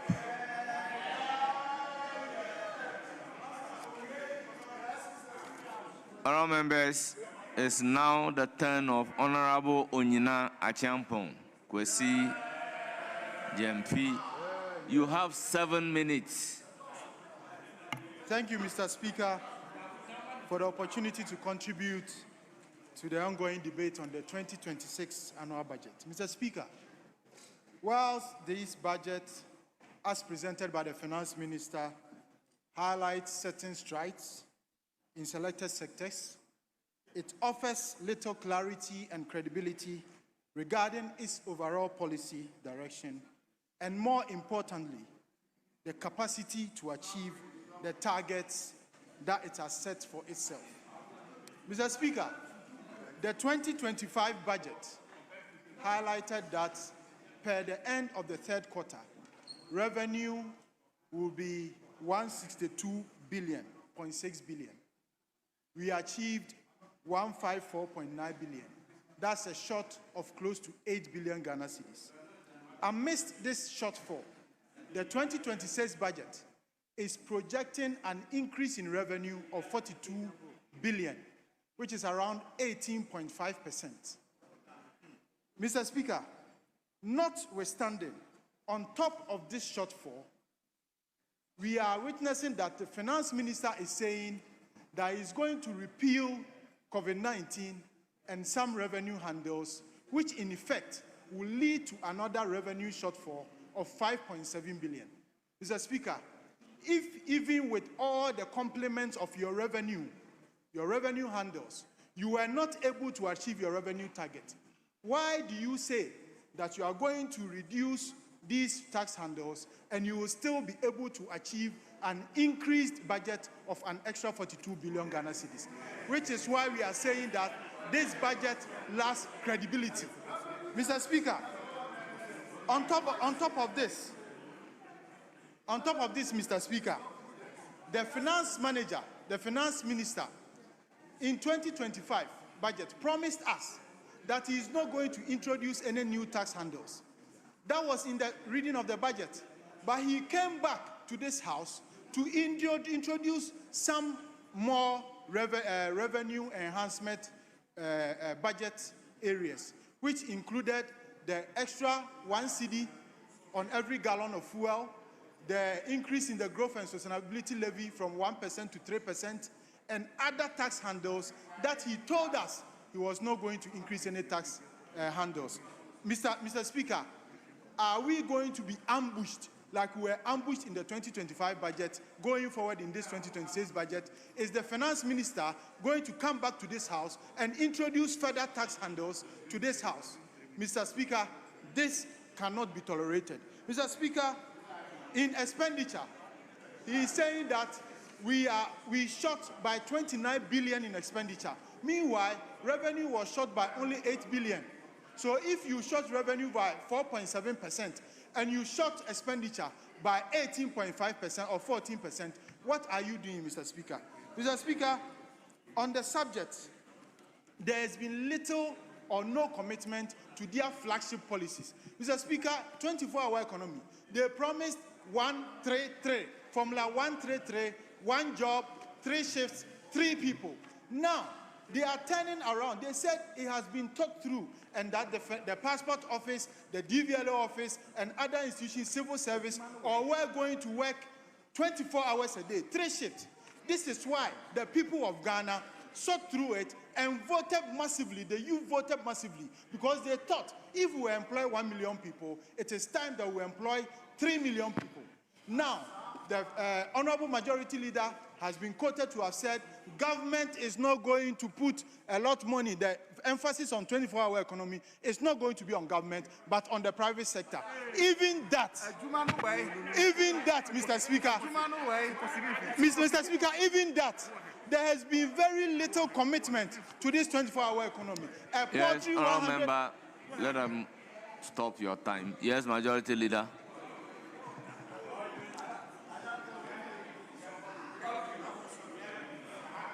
Mr. Speaker,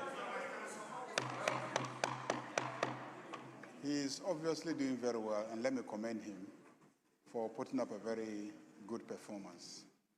I said that the 24-hour economy is going to be happening at all levels. So it is not one project for which you make one budgetary allocation. You have a coordinating center that facilitates, and then all the sectors will be performing and then enable the creation of the jobs. That was what I said. That was what I said. Thank you, Mr. Speaker. Yes, Honourable Member. We all heard what the Majority Leader said. They've been shifting posts to and fro all the time. This is no news to us. Mr. Speaker, to put this into context, you allocate 110 million to a policy that's supposed to generate 1.7 million jobs. And then you allocate 292 million to sanitary pads. You allocate NAP 170 million, Ejumapa, Ejumarura 160 million, mini stadiums 200 million, rebasing of GDP 207 million. Does this show commitment to a policy that you promised Ghanaians to generate all this money? This does not show commitment, Mr. Speaker. Mr. Speaker, we are not surprised. They did the same thing in NHIS. when they say promise one-time premium, and when they were given the opportunity, they did nothing about the one-time premium. Mr. Speaker, Galamsey, this government is having issues in solving Galamsey because of what they did and said when they were in opposition. Kwaku Boahen was there on video telling people that in 2020 election, that in January 2021, when they vote NDC into power, January 2027, January 7th, 2021, they can go back to their sites. The Excellency, the President, 7th July 2024, in his interaction with the media, told them that he is going to grant amnesty to people who have been jailed or arrested because they have done Galamsey. He didn't say small-scale mining. He said Galamsey. He's going to grant amnesty. Mr. Speaker, it is no news that they are struggling to conquer Galamsey because it is their own words that is trapping them. They are saying that men are trapped by their words and bulls are trapped by their horns. The bulls, the horns of NDC are trapping them. Mr. Speaker, Galamsey is affecting us. Our water bodies are being destroyed. Our forests are being depleted. We are dying slowly. They say when the last tree dies, the last man dies. Water is life. Galamsey is killing us. The Honorable Finance Minister should put more money into tackling Galamsey. This government is disappointing Ghanaians and encouraging Galamsey. Naimos were running away. Tontokrom, they are running away. They are emboldening their people to do Galamsey because now you see that previously when they saw the military, they were running. Now they are up in arms against Galamsey, against the military because this government will promise them is emboldening them to do Galamsey. Mr. Speaker, I thank you so much and I rest my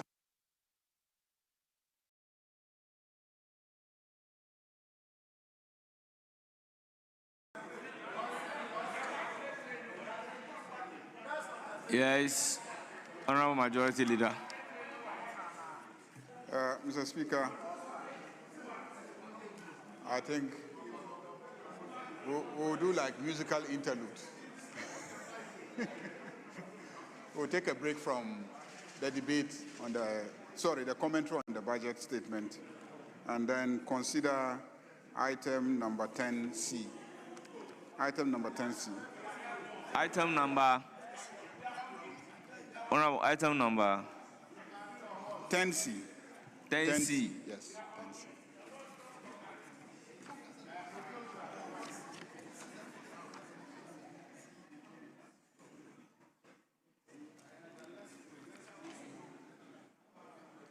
Honorable members, presentation of papers, item number 10C. Yes. Speaker, I thought you look your left hand, at least when the majority leader make a call. Very well. You have the floor. We're trying to catch your attention. You have the floor. Speaker, we will not obstruct. Very well. We will not obstruct. We are for it. Thank you. Item number 10C.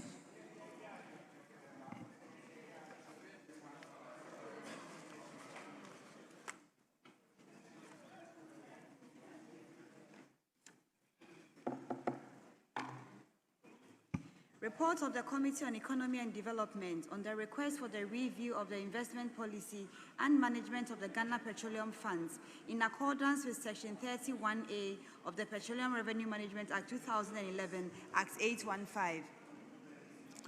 Honourable members, reports has been duly presented and it is for distribution to honourable members. Yes. Right, Honorable Speaker, just to bring to your attention that the report was laid early morning by the Honorable Isaac Adongo. It wasn't? Okay. Well, this was not done. It is all the report in item number 10B that were laid. So we are doing the proper thing now. I will encourage my friend. We miss him. I will encourage him to stay in the house. As you rightly corrected him. It was 10. Honorable members, So don't listen to me. Report has been duly laid and it is for distribution to honorable members. We miss you. Please be on your seat. Finance Minister, be on your seat. Mr. Speaker, we'll take the procedural motion 31 for now. Chairman, procedural motion 31. Yes, at page 14. Chairman of the committee. Yes, Chairman of the committee. Thank you, Mr. Speaker. Notwithstanding the provision of Order 1041 of the Standing Orders, which requires that a motion shall not be debated until at least 2 sitting days have elapsed after the notice to move the motion is given.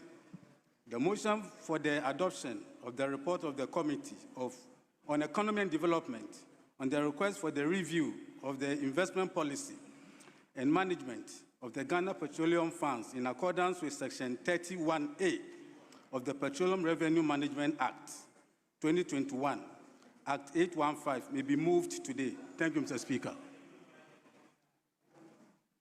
Honourable members, motion moved and is seconded. Mr. Speaker, I second the motion. Honourable members, motion moved and seconded. It is for the consideration of the House. Honourable members, this is a procedural motion. The question is, as many as are in favor of the motion numbered 31 at page 14 of today's order paper, say aye. Aye. Those against say no. The ayes have it. The motion is adopted. Yes, Majority Leader. Yeah, Mr. Speaker, we will now take motion number 32. Yes, Chairman of the committee. Thank you, Mr. Speaker. Mr. Speaker, I rise to move that this Honorable House adopt the report of the Committee on Economy and Development on the request for the review of the investment policy and management of Ghana Petroleum Funds in accordance with Section 31A of the Petroleum Revenue Management Act 2011, Act 815. Mr. Speaker, I do so by presenting the committee's report. Mr. Speaker, I will urge the Hansard Department to capture the report in entirety so that I can speak on the introduction, the background, object of the request, and conclude. Mr. Speaker,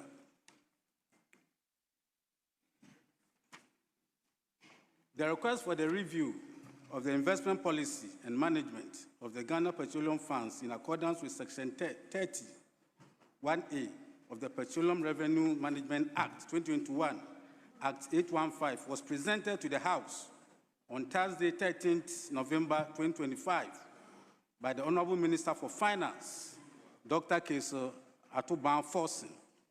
The Honorable Speaker referred the request to the Committee on Economy and Development for consideration and report. The committee met with the Minister for Finance, Dr. Kesa Atuban-Forson, the Deputy Minister for Finance, Mr. Thomas Nyako Ampin, and officers from the Ministry of Finance to consider the referral. The Petroleum Revenue Management Act 2011, Act 815, was enacted to provide a framework for the collection, allocation, and management of petroleum revenue in a responsible, transparent, and accountable and sustainable manner for the benefit of the citizens of Ghana. The Act provides a robust governance framework for the efficient and optimal management of petroleum. Section 29 of the Act established an investment advisory committee to advise the Minister for the general performance, monitoring of the management of the Ghana Petroleum Funds. Section 27(2) of the Act empowers the Minister to review the range of instruments designated as qualified instruments. Honourable Member, the Hansard has captured all the reports. In conclusion. Mr. Speaker, in conclusion, after careful consideration, the committee is of the opinion that the request was in right direction, as it will enable government to expand the qualified instrument to enable the state to earn more returns on the Ghana Petroleum Funds in line with Ghana's long-term development objectives. The committee, by consensus, recommend to the House to adopt this report and approve the request for the review of the investment policy management of Ghana Petroleum Funds in accordance with Section 31A of Petroleum Revenue Management Act 2021, Act 815. Mr. Speaker, I so move. Honourable members, motion move, report presented. Any seconder to the motion? Mr. Speaker, I second the motion. By so doing, I would like to make a few comments. Mr. Speaker, the act that established the Petroleum Revenue Management, which is Act 1A5, envisioned that every 3 years, the qualified instruments should be reviewed by the Minister for Finance upon the advice of the Investment Advisory Council in order to determine whether the qualified instruments are adequate given the circumstances of the time. And it's been almost 11 to 14 years we have never reviewed the qualified instruments. And it's becoming obvious that given the kind of yield that we are getting on those investments, Mr. Speaker, over the last 14 years, we are getting a yield of about 1% a year from our revenue, oil revenue that we invest in those qualified instruments. And yet, the very instruments that we are investing in, the World Bank, the IMF, those instruments, when we are in trouble, we go to them, they give us a loan, and they charge us 5%, 6%. Meanwhile, it is the same money that we go to give them for 1% that they come and give it to us for, and we pay for 5%, 4%.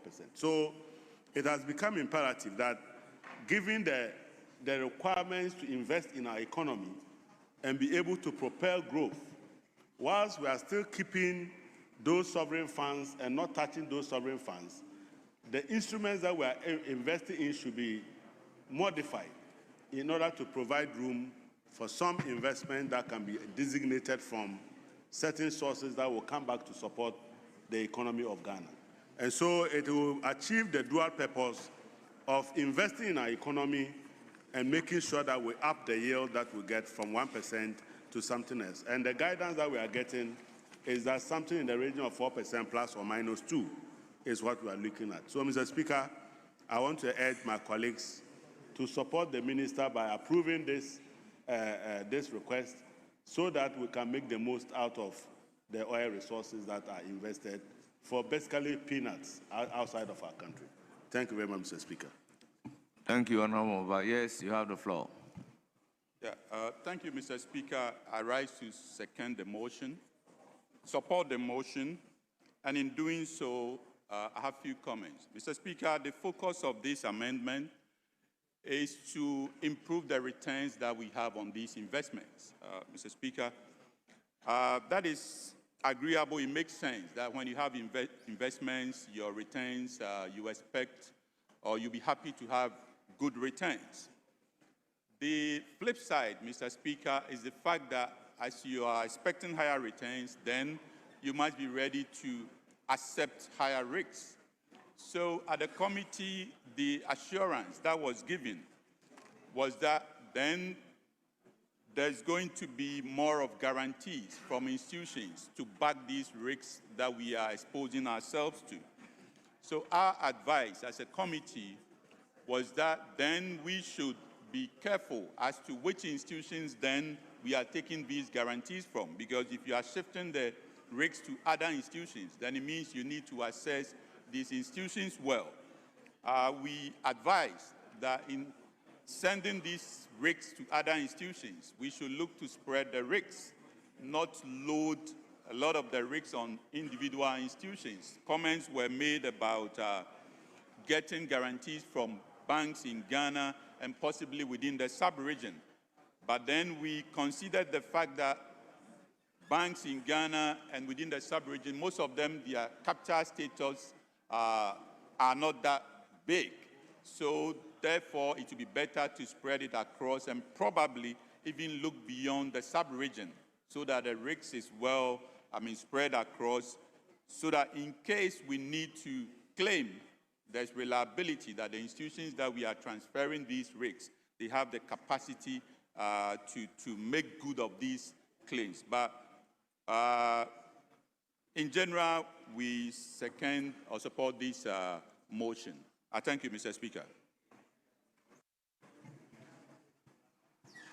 Thank you very much. Yes, Honorable Mensah. Thank you very much, Mr. Speaker. I rise to support the motion ably moved by the chairman of the committee in support of the minister's request for changes to the Act 815 on the qualifying instruments for the petroleum funds of this country. Mr. Speaker, this is very important because if you look at the report, we are told that only 1% is what we are earning on these funds. Mr. Speaker, we all know the debate that has gone on about the Heritage Fund in this country, about the use of it. Why do we just put it there without being used? And I, in particular, have been here when I supported that particular amendment. Mr. Speaker, I believe that it is time that we get money from our money so that we can use the profit to invest. One area I'm very interested is that whilst other people are looking at other qualifying instruments, you quite remember that all over the world now, like the Saudi Arabia Sovereign Fund, they are now investing them in the real economy. And if you take this report, looking at an average rate of about 8 to 12% in investing in electricity companies and projects and transmission lines, I'm clear that that's the best way to go. At least if we are not even investing all in the new agenda we are setting for ourselves with this report, I believe that we can taper it with the standard ones we've been doing and start consistently investing over time. We'll be making a lot of money to support the growth of the youth in this country. Mr. Speaker, I'm very happy because, you know, when you put your money in the banks we all know don't give you good returns. But if you invest in companies that are actually generating proper sales all the time, naturally, you get more money. Recently, I was writing a paper on the compounding effect of sales instead of the compounding interest in that this world has been made to believe. And I believe that investing in the real economy as part of the qualifying instrument for this investment are key. And I'm also happy that they've also requested for other guarantees to protect it as well. And I believe that when we start earning more, the youth of this country will feel the impact, especially in job-creating opportunities where this investment will go. But I believe that in the long term, Mr. Speaker, my last point is that apart from looking at West Africa and the rest of the world, maybe it's time we also start looking at home, because there are a lot of investment opportunities in this country which we will be able to take care of. Now, cocoa is doing very well. Why can't you look at cocoa companies and invest in them and get some of the money? Because if you put in 5 billion and people are getting 140 billion, why not put them in the cocoa factories and get some of the money as part of the qualifying instruments for this funds? So with these few words, Mr. Speaker, I would like to support the report, and I believe that all members will support us to change and expand the qualifying instruments for this. Leadership. Speaker, yes. If I may, I wish to yield to Honorable Jinapo. Very well. Honorable Abu Jinapo, you have the floor.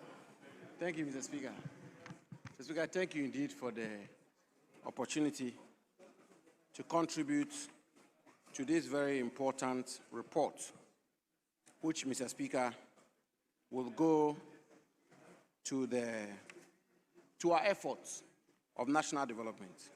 Mr. Speaker, I support the effort that is being made to broaden the investment policy and management of the Ghana Petroleum Fund in accordance with Section 31A of the Petroleum Revenue Management Act, Act 815.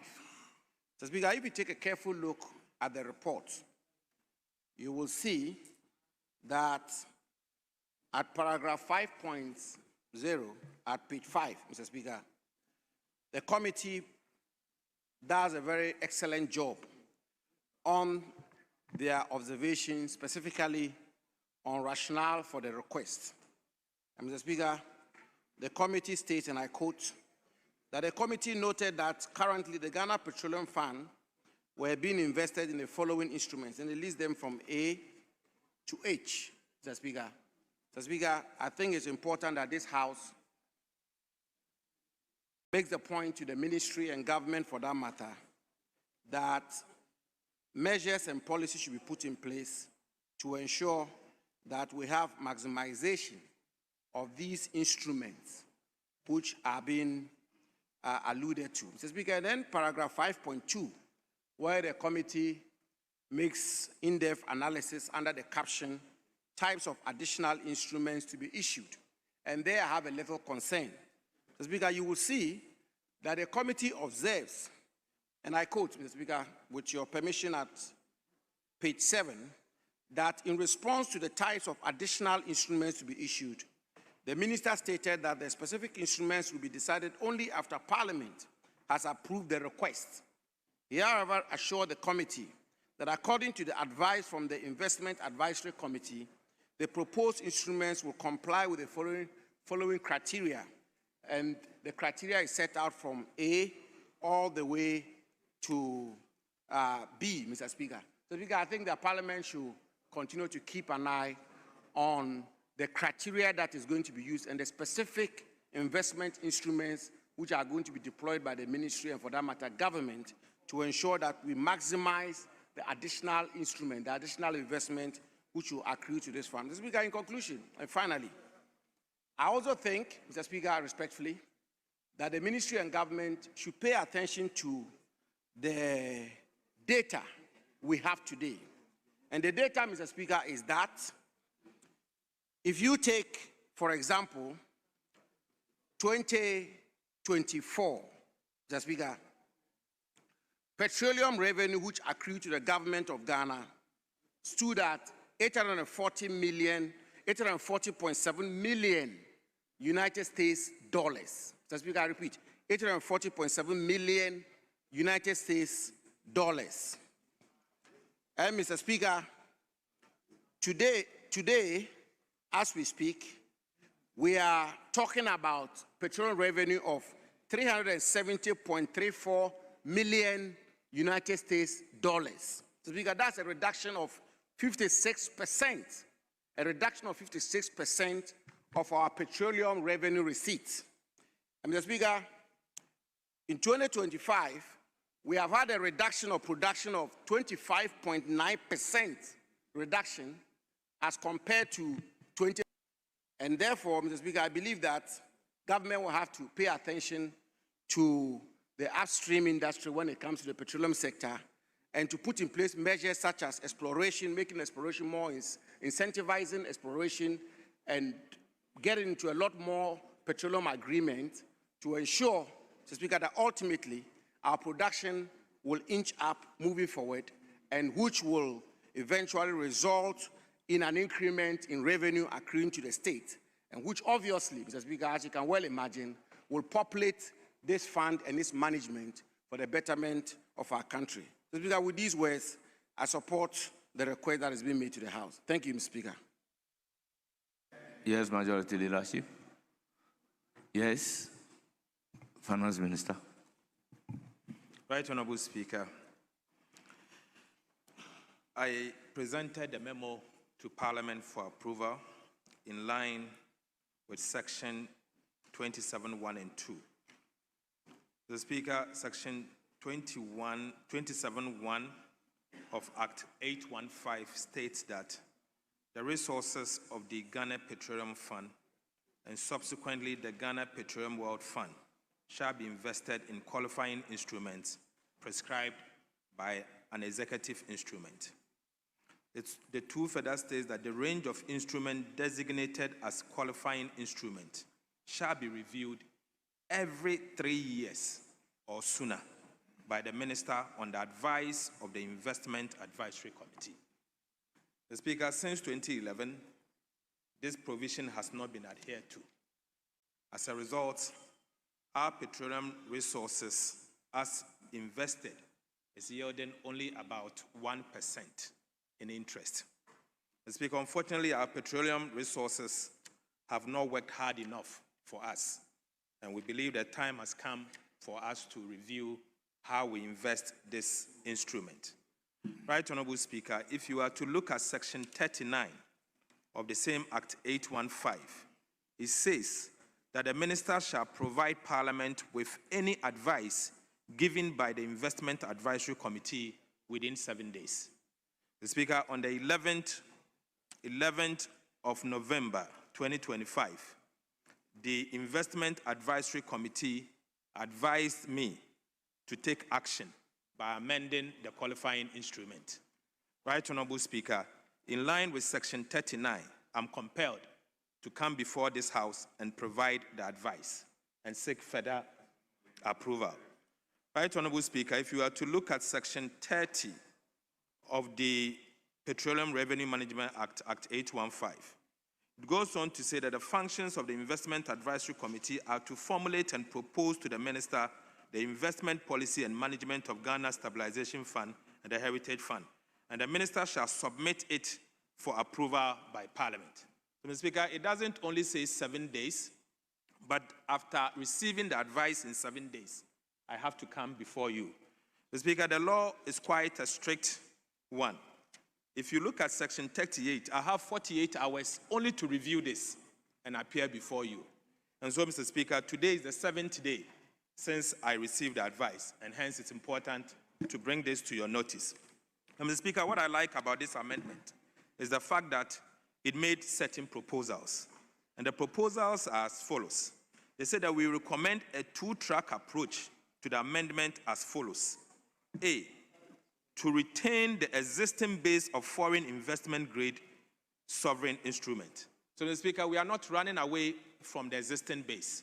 He said retain it, but B, expressly include additional categories of assets subject to strict criteria and caps. Strict criteria and caps. And they said that we also clarify that any domestic instrument held by the Ghana Petroleum Funds does not constitute borrowings against the Petroleum Holding Fund or petroleum reserves in line with Section 5.2 of the amendment of the amended Act 815. Mr. Speaker, again, it says that this does not contradict Section 10.4, which provides that every 15 years, Parliament may review restrictions placed on the Ghana Heritage Fund and transfer accrued interest into any other funds established under the PRMA. The Speaker, it went further to say that this will be subject to explicit portfolio caps to be determined by the Investment Advisory Committee following regular, rigorous benchmark assessment. So, Mr. Speaker, even though the amendment seeks to add on, they have provided very strict criteria to make sure that, at the minimum, our petroleum funds are protected and, at the same time, yielding the necessary income to grow the fund over a period of time. In so doing, Mr. Speaker, the advice is to include the following. 1, foreign currency denominated debt instrument issued under government-approved framework to finance national energy investment in the following areas: electricity generation and natural gas processing. And B, Mr. Speaker, sovereign and multilateral energy instruments which are denominated in internationally convertible currencies and hold investment grade or equivalent ratings. And these are as follows: bonds or notes issued by or fully guaranteed by sovereign states other than the Republic of Ghana, or by multilateral or regional development or energy institutions such as the ECOWAS Bank for Investment and Development, African Development Bank, Africa Finance Corporation, and West Africa Power Pool. And Mr. Speaker, finally, it says that participation in pooled Africa energy transitions or infrastructure funds led by Africa Continental Free Trade Area, Economic Community of West Africa States, or Africa Development Bank. Mr. Speaker, all of these are to make sure that, at the minimum, our petroleum funds will not yield only 1%, but they will be able to yield in excess of 8%. Mr. Speaker, that will mean that in future, we will be able to come here and celebrate the amount of income that our petroleum funds has been able to accrue. Mr. Speaker, today we have about 1.456 billion Ghana cedis in our petroleum funds. It is only $1 billion in our petroleum funds being invested. Unfortunately, we are yielding only 1%. Mr. Speaker, largely, the instrument we have benefited, we have invested in are largely IMF-issued bonds or World Bank-issued bonds. Mr. Speaker, 1% we believe is too small. And on the advice of the Investment Advisory Council and per the Petroleum Revenue Management Act, and before this House to provide advice and seek for your approval, Mr. Speaker, I so submit. Honourable members, at the conclusion of the debate, the question is as many as are in favor of the motion say aye. Those against say no. Honourable members, the ayes have it. The motion is accordingly adopted. Yes, Majority Leader, before coming to you, let me take 2 minutes suspension.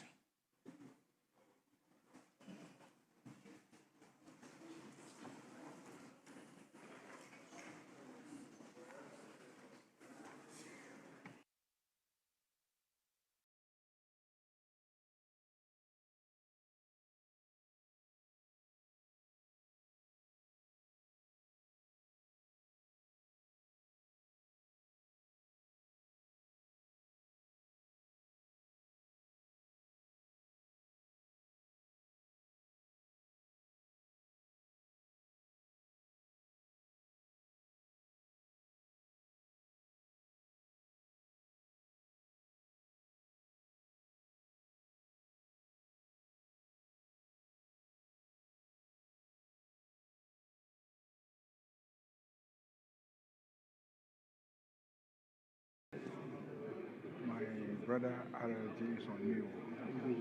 He's tooling.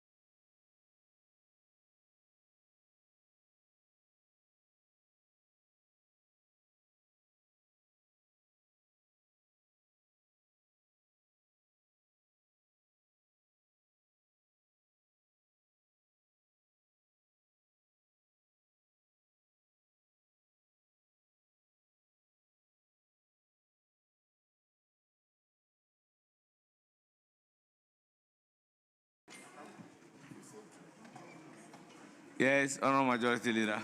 Mr. Speaker, we'll take item number 25. It's a procedural motion.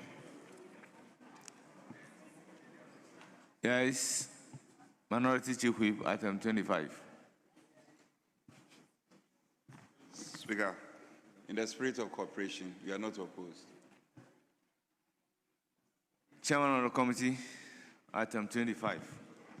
Mr. Speaker, I move that motion number 25 on today's order paper on page 10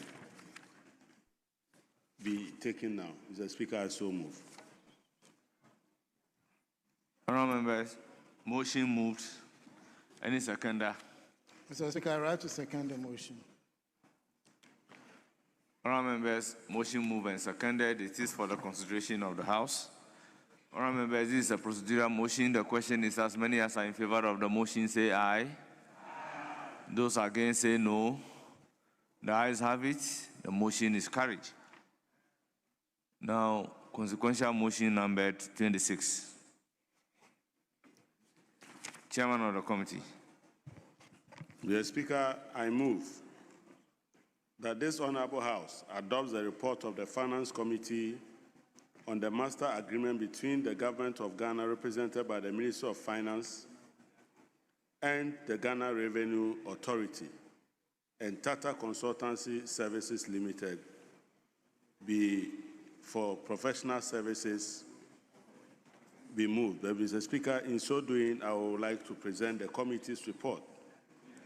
Mr. Speaker, the master agreement between the Government of the Republic of Ghana, represented by the Ministry of Finance, and the Ghana Revenue Authority and Tata Consultancy Limited for professional services and the waiver of withholding tax on the income of the service provider and value-added tax on imported services amounting to 10.46 million Ghana cedis was presented to the Parliament of the Republic of Ghana by the Minister for Finance, Honorable Dr. Kesel Atoforsen, in accordance with Article 181 of the 1992 Constitution on Thursday, 30th November 2025. Mr. Speaker, I beg that Hansard may capture the entire report. Mr. Speaker, the object of this agreement is to enable the Ministry of Finance implement an integrated tax assessment system, administration system, using the services of Tata Consultancy Services. Mr. Speaker, this agreement was signed in 2024. The ministry inherited it, but at the time the ministry inherited it, the IMF, having looked at the agreement and having looked at the services that Tata Services was going to provide, had decided that it was so crucial to the implementation on the ongoing program, and therefore made it a structural benchmark. Unfortunately, the implementation could not happen before the government left office and the current finance minister took over, by which time the IMF had progressed this arrangement to become a prior action for our subsequent reviews. As a result, the minister has come to us to seek approval for one, the master agreement, and two, the withholding taxes of 10.46 million, so that he can go ahead and implement the program. Mr. Speaker, the committee therefore recommends to this House to adopt the report and grant the minister the permission to proceed with this agreement. Mr. Speaker, I so move. Thank you, Honourable Member. The motion moved and the report presented. Any seconder? Yes, Honourable Richard Achampong. Mr. Speaker, I rise to second the motion and speak to the reports before us. Mr. Speaker,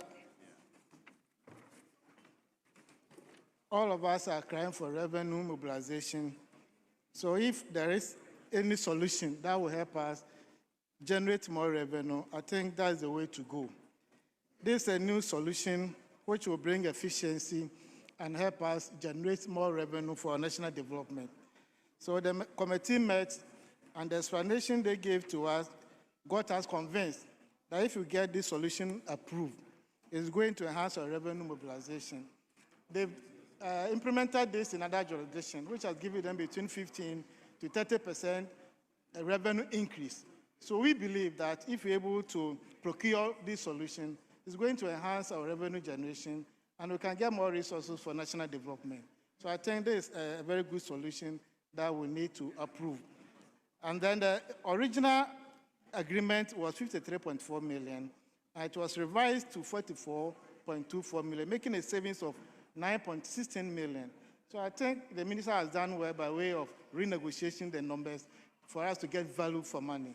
So I call on my colleagues to support this report so that we'll get it done, and then the minister can move to correct more revenue for us. I thank you very much for the opportunity. Thank you, Honourable Member. Honourable Members, motion moved and seconded. It is for the consideration of the House. Yes, Honourable Jerry Shaib. Mr. Speaker, Thank you for this opportunity. Mr. Speaker, I have been thinking that 20% exemption is humongous for a company like Tata. I think that does not provide us a level playing field against the backdrop that we know that this is a tax on account. The government is granting Tata an exemption of the withholding tax of 20%. Mr. Speaker, withholding tax is a tax on account. What it means is that it will help GRA to determine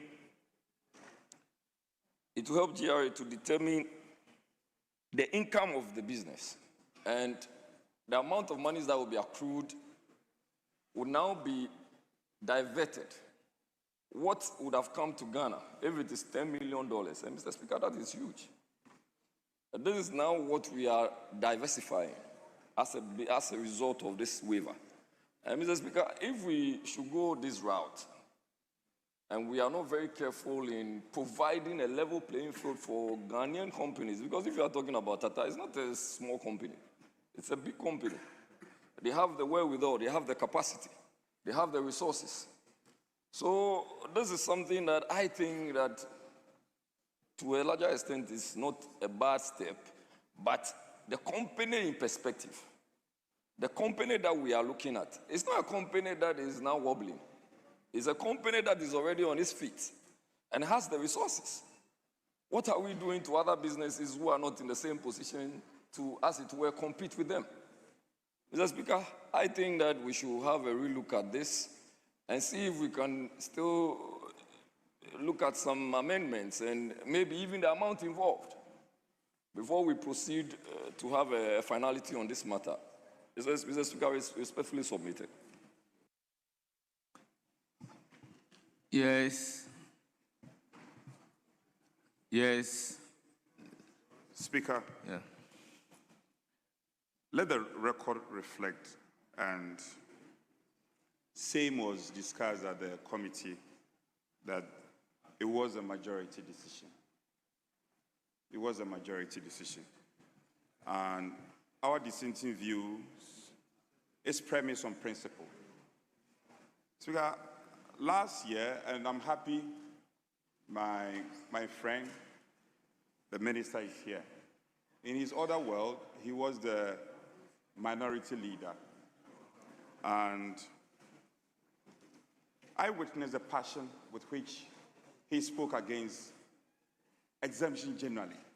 Back and forth, this House had to pass the exemption bill into law. And even at a point when we're bringing exemptions that were related to 1D, 1F, with the intention of creating jobs, 1D, 1F concept, creating jobs, tax waiver, our friend held the red flag, and it was all over the country.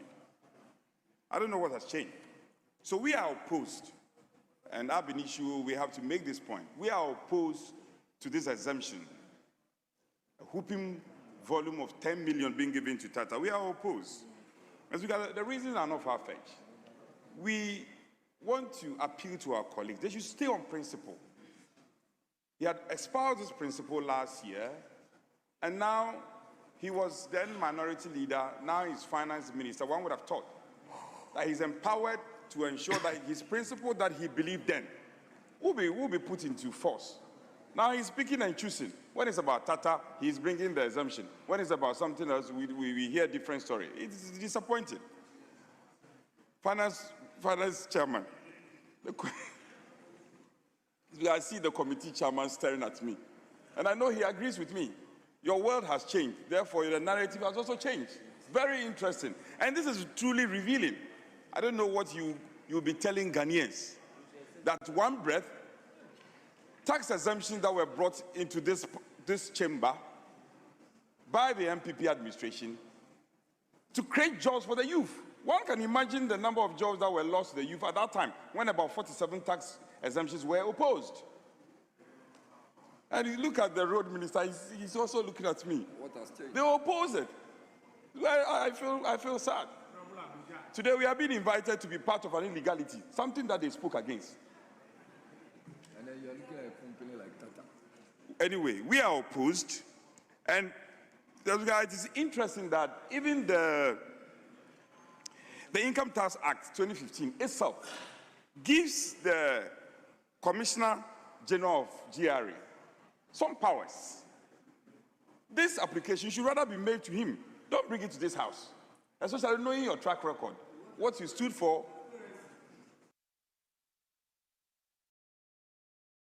So, Speaker, we are opposed, and I urge my side. And I see very principled members on their backside. You should leave them alone. They are on their own. Go by principle. You are saying that we should oppose tax exemption. And Speaker, I recall how passionate the Honorable Atuforsen argued then. Today, What has changed? he's picking and choosing and veering off. What has changed? So, Speaker, we are opposed. Let the record reflect that the mighty minority is opposed to this tax waiver. We are opposed to this tax waiver. Which is about 20. I don't know what justification you are going to give to Ghanaians who voted for you massively based on principle. Now you are shying away from the very principle by which you were voted into office. God will judge you. Speaker, having said this, I thank you. Yes, Honorable Finance Minister. Thank you, Mr. Speaker. Mr. Speaker, on the 28th of May, 2024, the Ghana Revenue Authority signed a contract between Tata and GRA.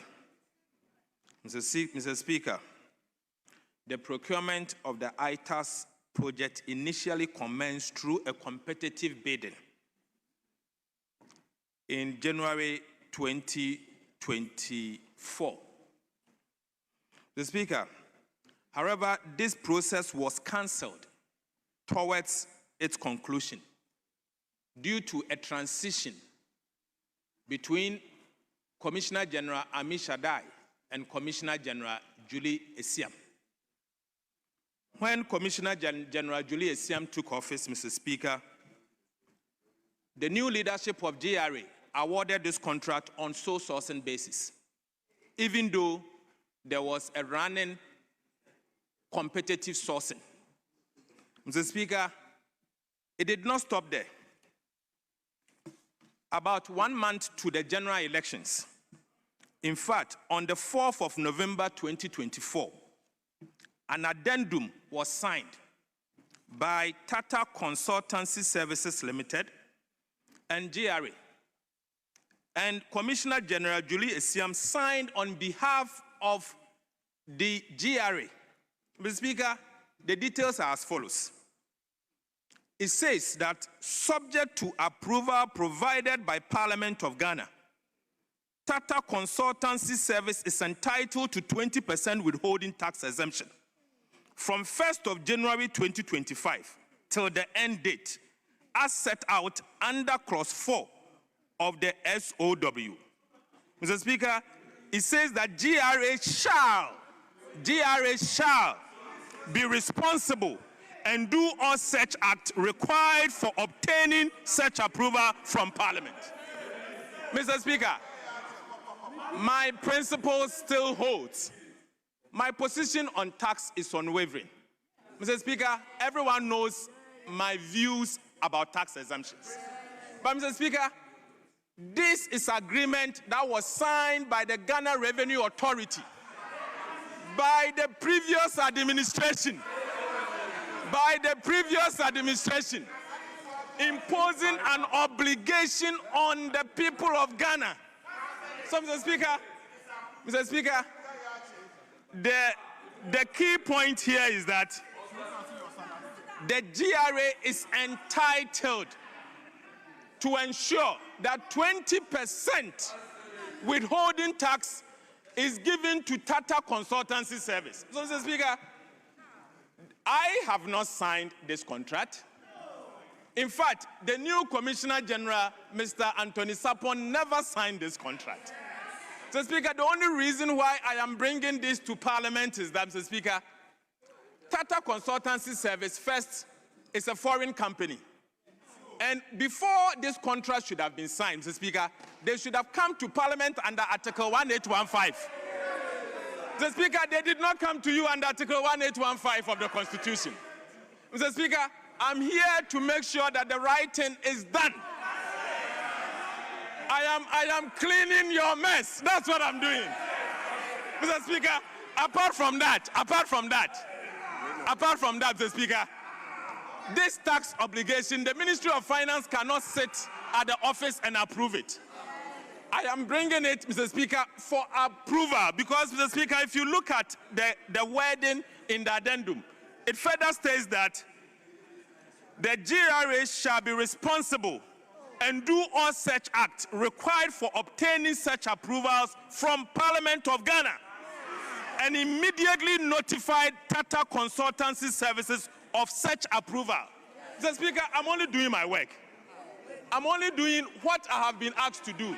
Mr. Speaker, I thought my colleague would rather applaud me. Mr. Speaker, I did not only stop there. Mr. Speaker, let me tell you what I did again. Mr. Speaker,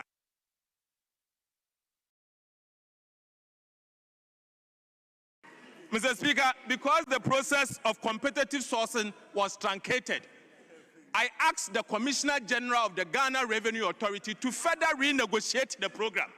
Mr. Speaker, in renegotiating it, this is the outcome.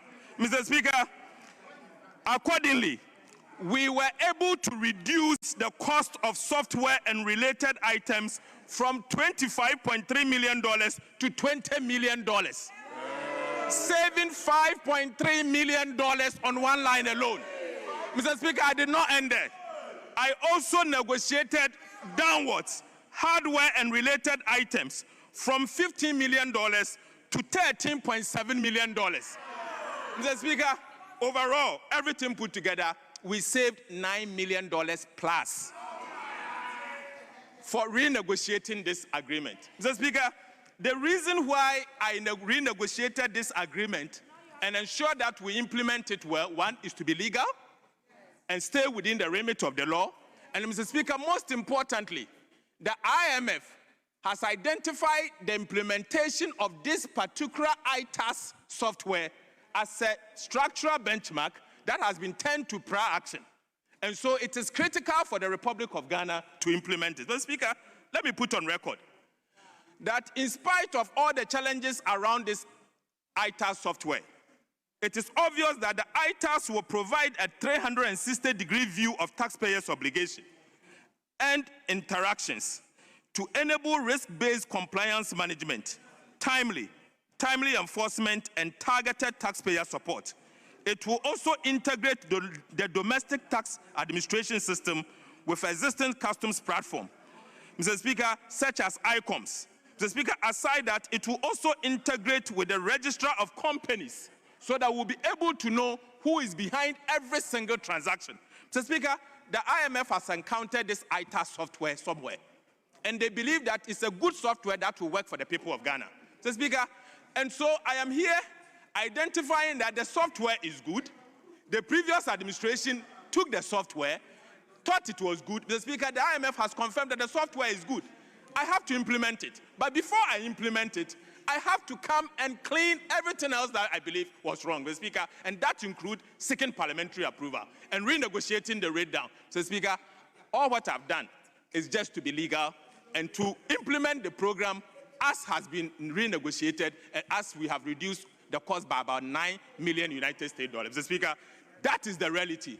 My position on taxes hasn't changed, Mr. Speaker, and it will never change. Thank you very much. Honourable members, at the conclusion of the debate, as many as are in favor of the motion say aye. Those against say no. Honourable members, the ayes have it. The motion is accordingly adopted. Honourable members, let me reiterate the fact that it is right if you give the opportunity to leadership to speak last. After giving the opportunity to the leadership to speak, I have a difficulty looking back.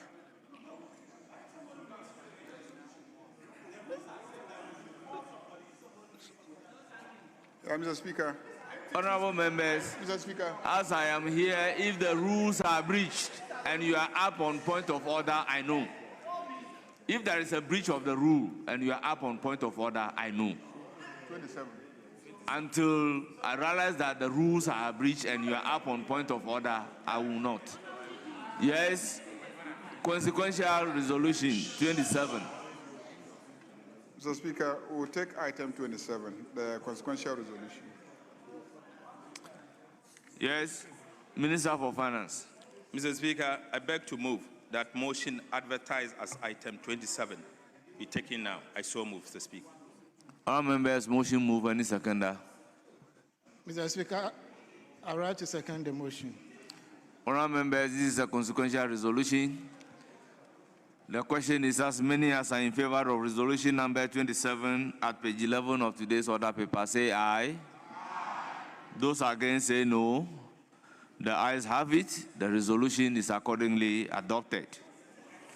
Yes, Majority Leader.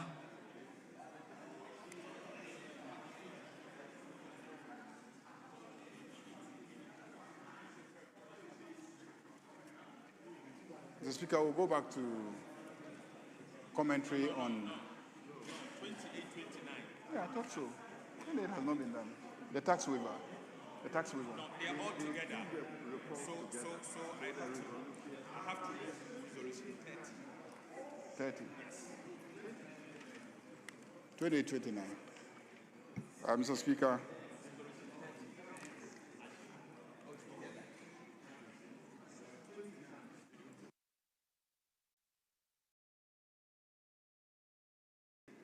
Mr. Speaker, we still have resolution 30 outstanding because I only moved resolution 27, and so I have to add resolution 30. Honorable Majority Leader, I think we have to take motion number 28, 29, and then the consequential resolution number 30. Yes, that's all. All of them. Yes. That's all. So let's take the... It was one report, and so it's only the resolution that is outstanding. The Speaker, let's just take 28.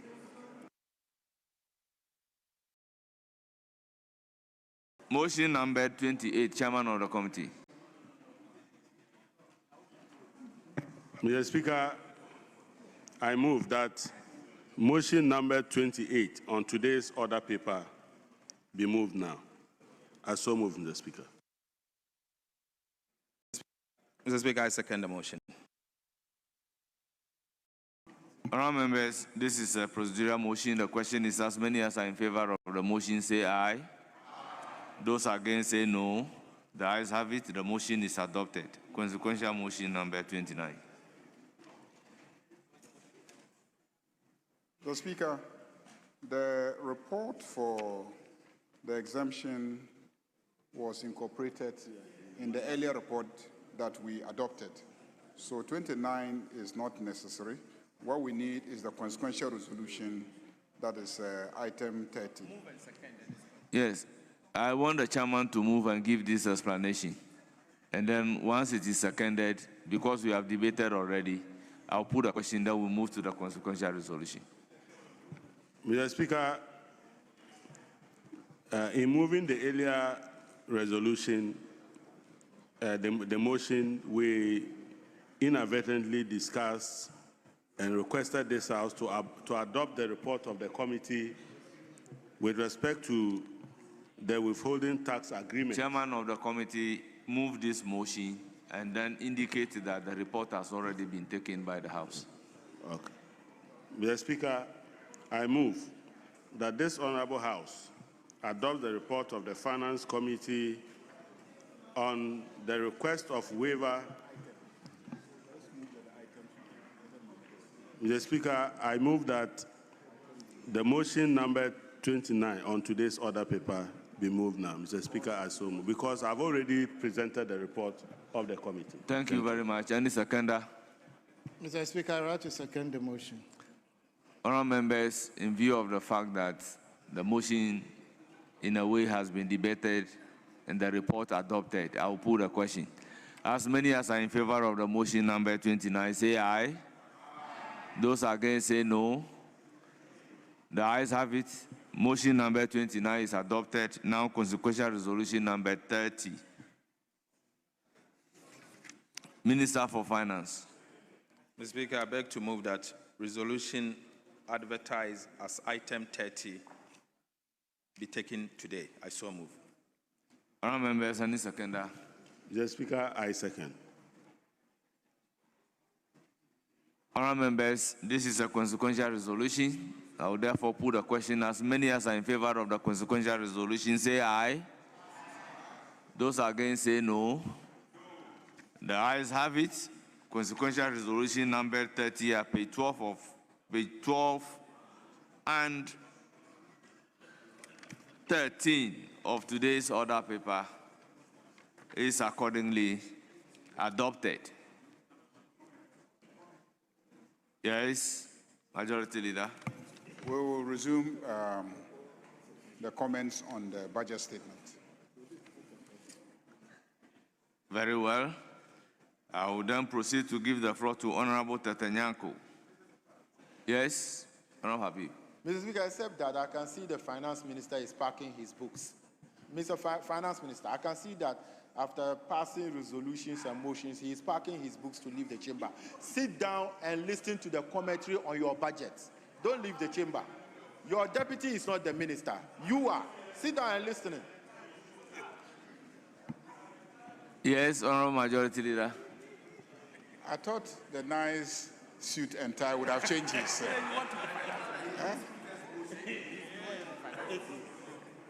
Or he's aspiring to be a finance minister. He's always in Zalabia.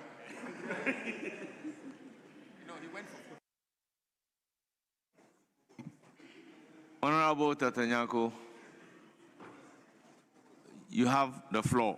Your time is 5 minutes. Thank you, Right Honorable Speaker, for this opportunity to, within the next 5 minutes, comment on the 2026 budget statement and economic policy that was presented to us by the Minister for Finance, Dr. Kesel Atoba Forsin. Speaker, the theme for this statement is resetting for growth, jobs, and economic transformation. Speaker, this is the budget that responds to the realities of today, and it is anchored on the solid foundations that were built during this fiscal year. Speaker, the figures tell us that the economy is doing very well. Speaker, the figures shows that the economy is growing at 6.3%. Speaker, the figures also indicate that inflation has fallen from about 40% to 8%. Speaker, the cedi has remained stable, and it is giving confidence to the investment community. Speaker, public debt has stabilized below 50% of GDP. And that is why today, Speaker, we can assure ourselves that Ghana has met almost all the ECOWAS convergence criteria. Yeah. That is a sign of restored macroeconomic discipline. Yeah. Speaker, these gains and other indicators are the foundations for the transformational agenda outlined in this 2026 budget statement. Speaker, the government projects to raise 268.1 billion Ghana cedis to finance its many projects and ambitious programs for the next 2026. And Speaker, at the center of this budget is a commitment to jobs creation, livelihood, and inclusive growth. That is why the government is expecting to spend over 300 billion cedis for the coming year. Speaker, a big portion of this amount is channeled into capital expenditure. Speaker, this is a strategic investment that is going to see massive infrastructural development to create thousands of direct and indirect jobs for the Ghanaian people. Right Honorable Speaker, this is a job-focused budget with a real solution for the Ghanaian youth. But this budget is not only about growth, Speaker, it is about the people. And that is why the Ghana Medical Trust Fund, the Mahama Care, has come to reduce the cost of healthcare and to strengthen the Ghana Health Insurance Scheme. Right Honorable Speaker, the 2026 budget is bold, the budget is credible. Speaker, the budget is future-oriented. It is a budget of hope. It is a budget of opportunities. It is a budget for every Ghanaian. It is a budget for rising Ghana. For that reason, Speaker, I call on this House, I call upon all well-meaning Ghanaians, I call upon all fair-minded Ghanaians, Speaker, to support this 2026 budget and economic policy. Right Honorable Speaker, I thank you for the opportunity. Thank you. Honourable members, I will proceed to give the floor to Honourable Chunibua Kodia Foko. You have 10 minutes. Thank you, Mr. Speaker. Mr. Speaker, I rise to address the 2026 budget, a document that at first glance presents itself like a roadmap to economic stability of this country. But, Mr. Speaker, we cannot rely only on lofty numbers and some optimistic projections. Mr. Speaker, unfortunately, the budget continues to rely on intentions without clear practical measures to secure economic transformation. Mr. Speaker, the 2026 budget does not genuinely empower our people, it does not drive innovation, and it does not develop the human capital of this country. Mr. Speaker, the minister sitting across was boastful of his government's achievements as having stabilized this economy. But, Mr. Speaker, the big question that we should be asking is what specifically has the minister or the government done to claim all this praise that is wishing for? Mr. Speaker, the recent S&P report, Standard & Poor report, that upgraded Ghana is being talked about a lot. Yes, they've upgraded Ghana to B- for the long term and B for the short term. But, Mr. Speaker, if you read the report right from the beginning, it says their upgrade is based on the fact that Ghana has benefited from our commodities, and they mentioned gold and they mentioned cocoa, that the price has been good in the international market, and based on that, we have gotten some good revenues. These revenues have built our reserves so well, and they have supported the cedi. They have supported the cedi, and by extension, the inflation that we have seen going down. So, Mr. Speaker, if indeed we have benefited from our natural resources, the commodities that are doing well in the international market, what really is our contribution to this, Mr. Speaker? Really, this is the international market that is playing in our favor. It could go to either direction at any point in time. So we shouldn't praise ourselves. Mr. Speaker, second point of this S&P upgrade, they said that in October 2024, Ghana restructured an amount of $13.1 billion US. Mr. Speaker, October 2024. And this is what has created the fiscal space that we have now.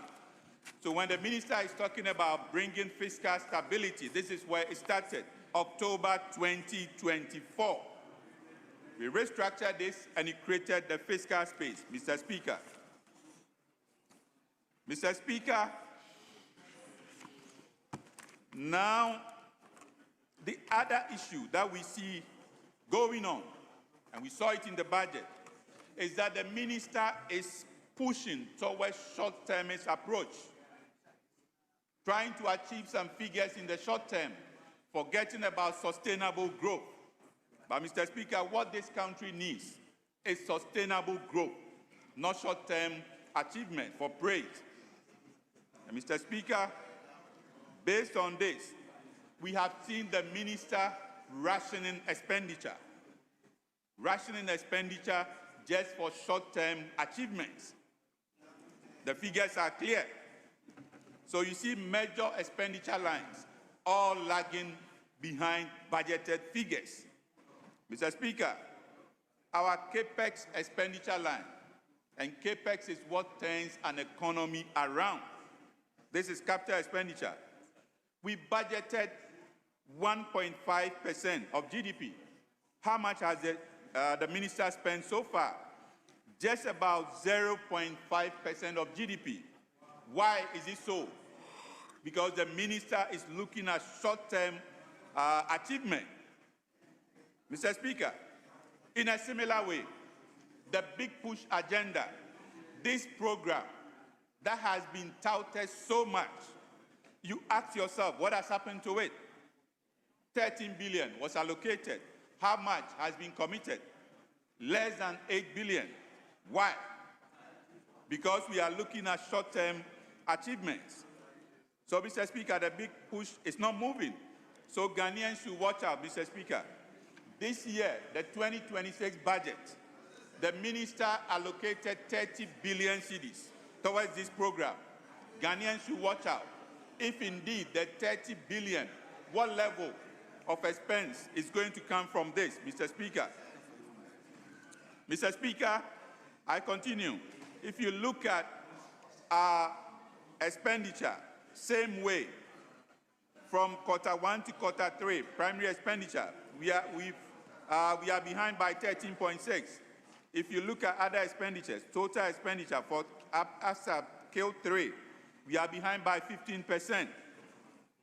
Mr. Speaker, one other area that we should be looking out for is growth of our GDP. Mr. Speaker, currently the economy is growing at 6.3%. The minister is projecting to grow at 4.8% for 2026.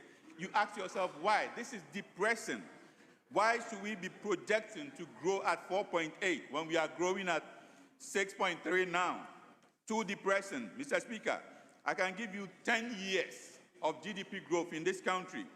NDC left office 2016 with 3.37%. 2017, we moved it to 8.13%. 2018, 6.20%. 2019, 6.51%. Of course, 2020 to 2023 was the COVID era. 2024, we grew the economy and handed over at 5.7%. So why is the minister projecting to grow at 4.8%, Mr. Speaker? Mr. Speaker, this economy should grow beyond 4.8%. Mr. Speaker, the economy is at a standstill. Mr. Speaker, I have some provisional figures for revenue shortfalls. This year, our revenue has had shortfalls, and this is serious for this country. If you look at our tax revenue, we are short by 8.9 billion cedis. Our domestic revenue, we are short by 6.8 billion cedis. Total revenue, we are short by 7.7 billion cedis. Mr. Speaker, I want Ghanaians to know that when you have these revenue shortfalls, what you should anticipate is that there's going to be further cuts in expenditure, and this is going to hurt this country. Beyond that, the country should be expecting some subtle introduction of taxes of a sort, because the minister is falling behind in expenditure revenue.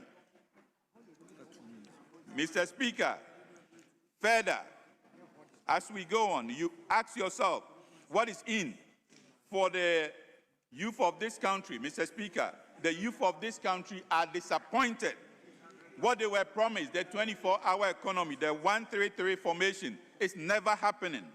There is a word dodge there. The youth of this country will be calling the Minister for Finance. Mr. Speaker, there's a lot of rhetoric on this 24-hour economy. But Mr. Speaker, the big question I will ask before my time is up is why is the minister or the government delaying in the rollout of its major programs? Why? All major programs have delayed. This Nkukon Kitinkiti program was only launched a day prior to the budget reading. Why?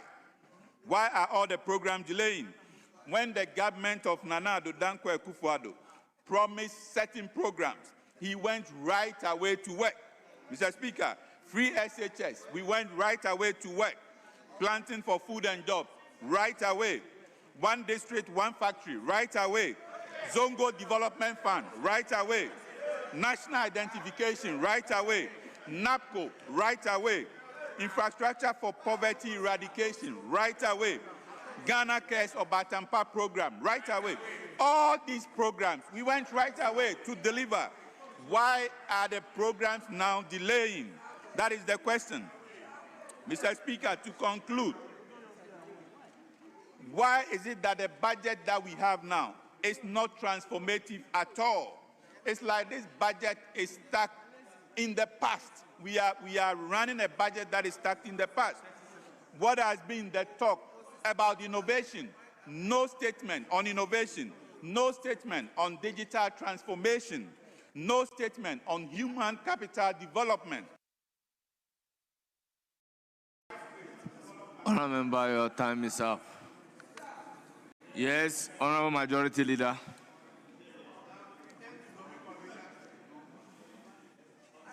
Mr. Speaker, we will take questions to the ministers. The ministers are all here. We finished the commentary for the day.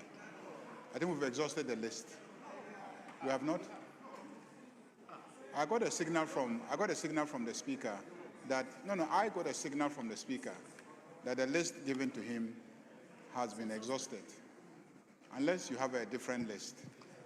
Yes, honourable members, I had 9 from the minority and 6 from the majority.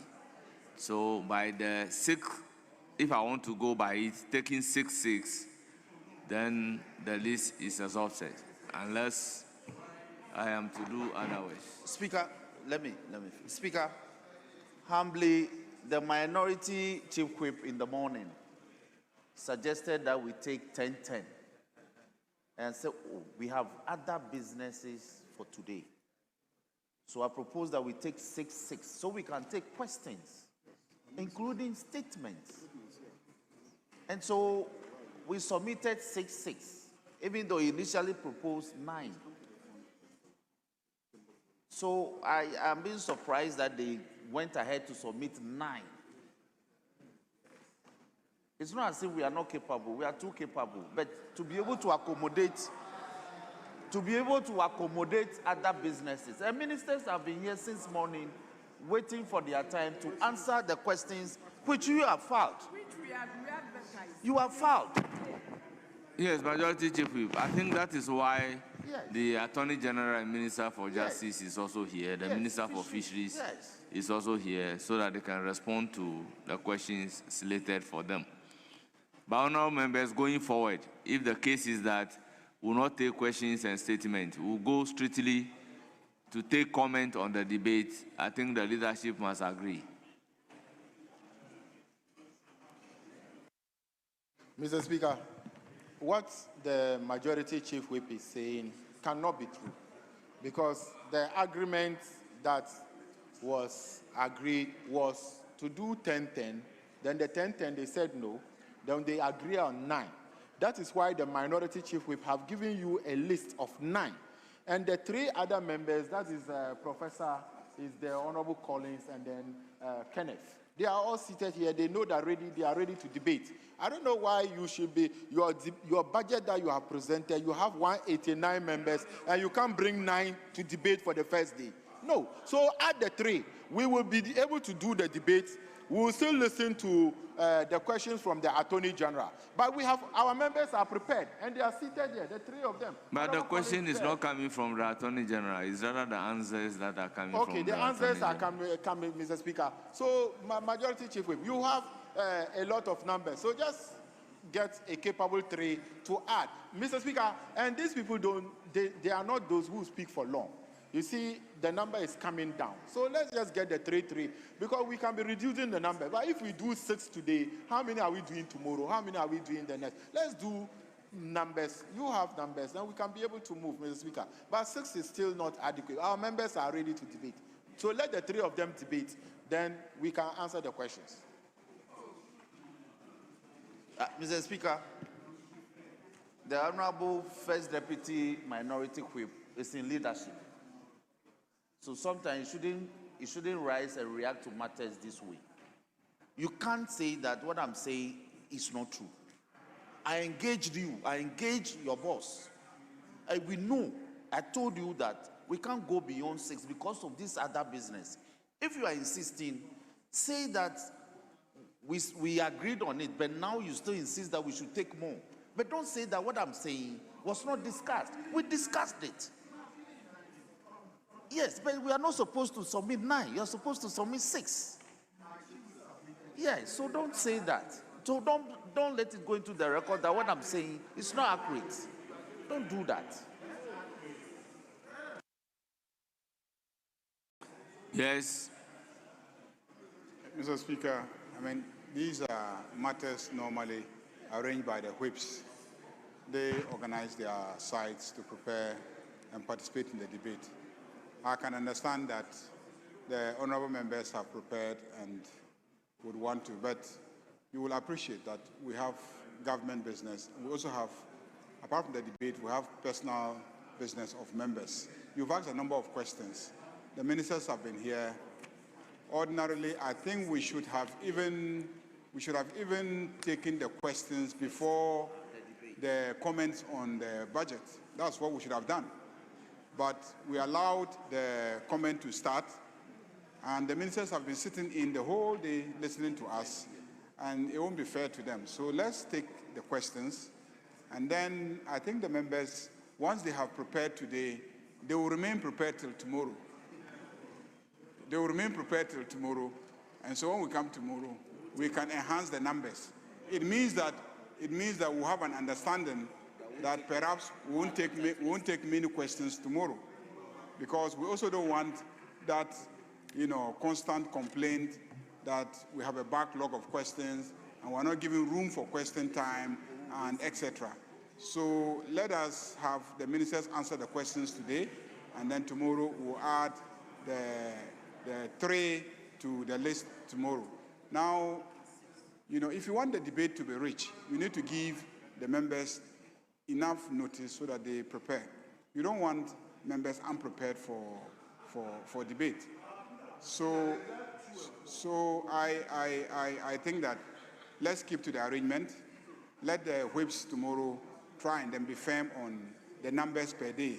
They should have an indication how many people they want to debate for the entire period, and then let's also agree on the number of people who will be commenting each day. But for now, I plead with my colleagues on the other side that we should just have the ministers answer the questions. Yes. Speaker, in this House, we've often agreed to disagree. And when the majority leader is making pleadings, you don't want to disagree with him. That's fine. But for the record, early in the morning, and I was watching my respected whip, I approached him and told him we should do 10 apiece, for a reason. Oftentimes when it's budget time, a number of our colleagues are unable to speak to the budget. They don't get the opportunity to participate in the debate. So I thought that if we are doing 10, at least as many as members could have access, And then he mentioned that he'll get back to me. So you recall our conclave, I brought our list to you. And then you signal Honorable Champo that our list has been submitted. He should bring his. When he brought it, it was 6. And I recall, Speaker, you indicated to him that you have brought 6, the minority have brought 10. You know, all they needed to do was to get a difference of 4, you know, to be added so that it becomes 10 apiece. I don't want to be doing this, that even the number of people that will speak to the budget, we are disagreeing on it. That shouldn't be the case. It shouldn't be. So, Majority Leader, I will agree and accede to your call, except to add, just as we are attempting to agree and accede to your call, you should also make an attempt and meet so that we can meet each other midway. Now, we had programmed our colleagues 10 per day. All of them have been given prior notification. So, Leader, we won't disagree with you, except to say that if we are doing 6, a difference of 4, we could offload the 4 to some other day. We don't have a problem. So that all those who have been given notice and who have prepared adequately, they should be given the chance to speak. But on a more serious note, you have more members on your side. It's quite ironical that we are pushing for more members to comment. May I conclude? My minority chief whip, where you are going is dangerous for you. I know, but where you are going may be dangerous for you. If you want to do it that way, you will be the very person that will complain. I'll take a cue. That's why we are not doing it on proportion basis. Take a cue. I take a cue. Majority Leader, we plead that those that will outstand, so to speak, today, we find a way of accommodating them. On that score, we don't have a problem. We can go ahead and take the other business of the government side. Very well. Honourable members, on this note, I would ask the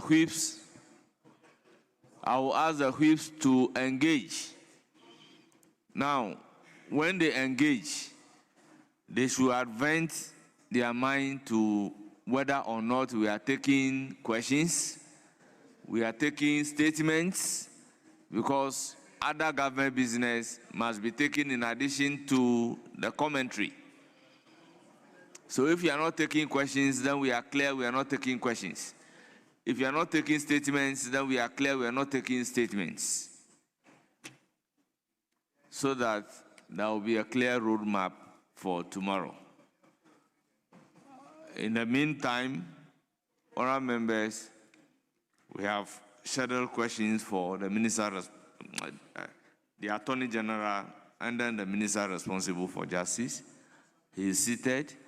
May I humbly ask him to take the designated seats, and I will call on the questioners to pose the questions to him. So we are now on item numbered 7. Urgent questions.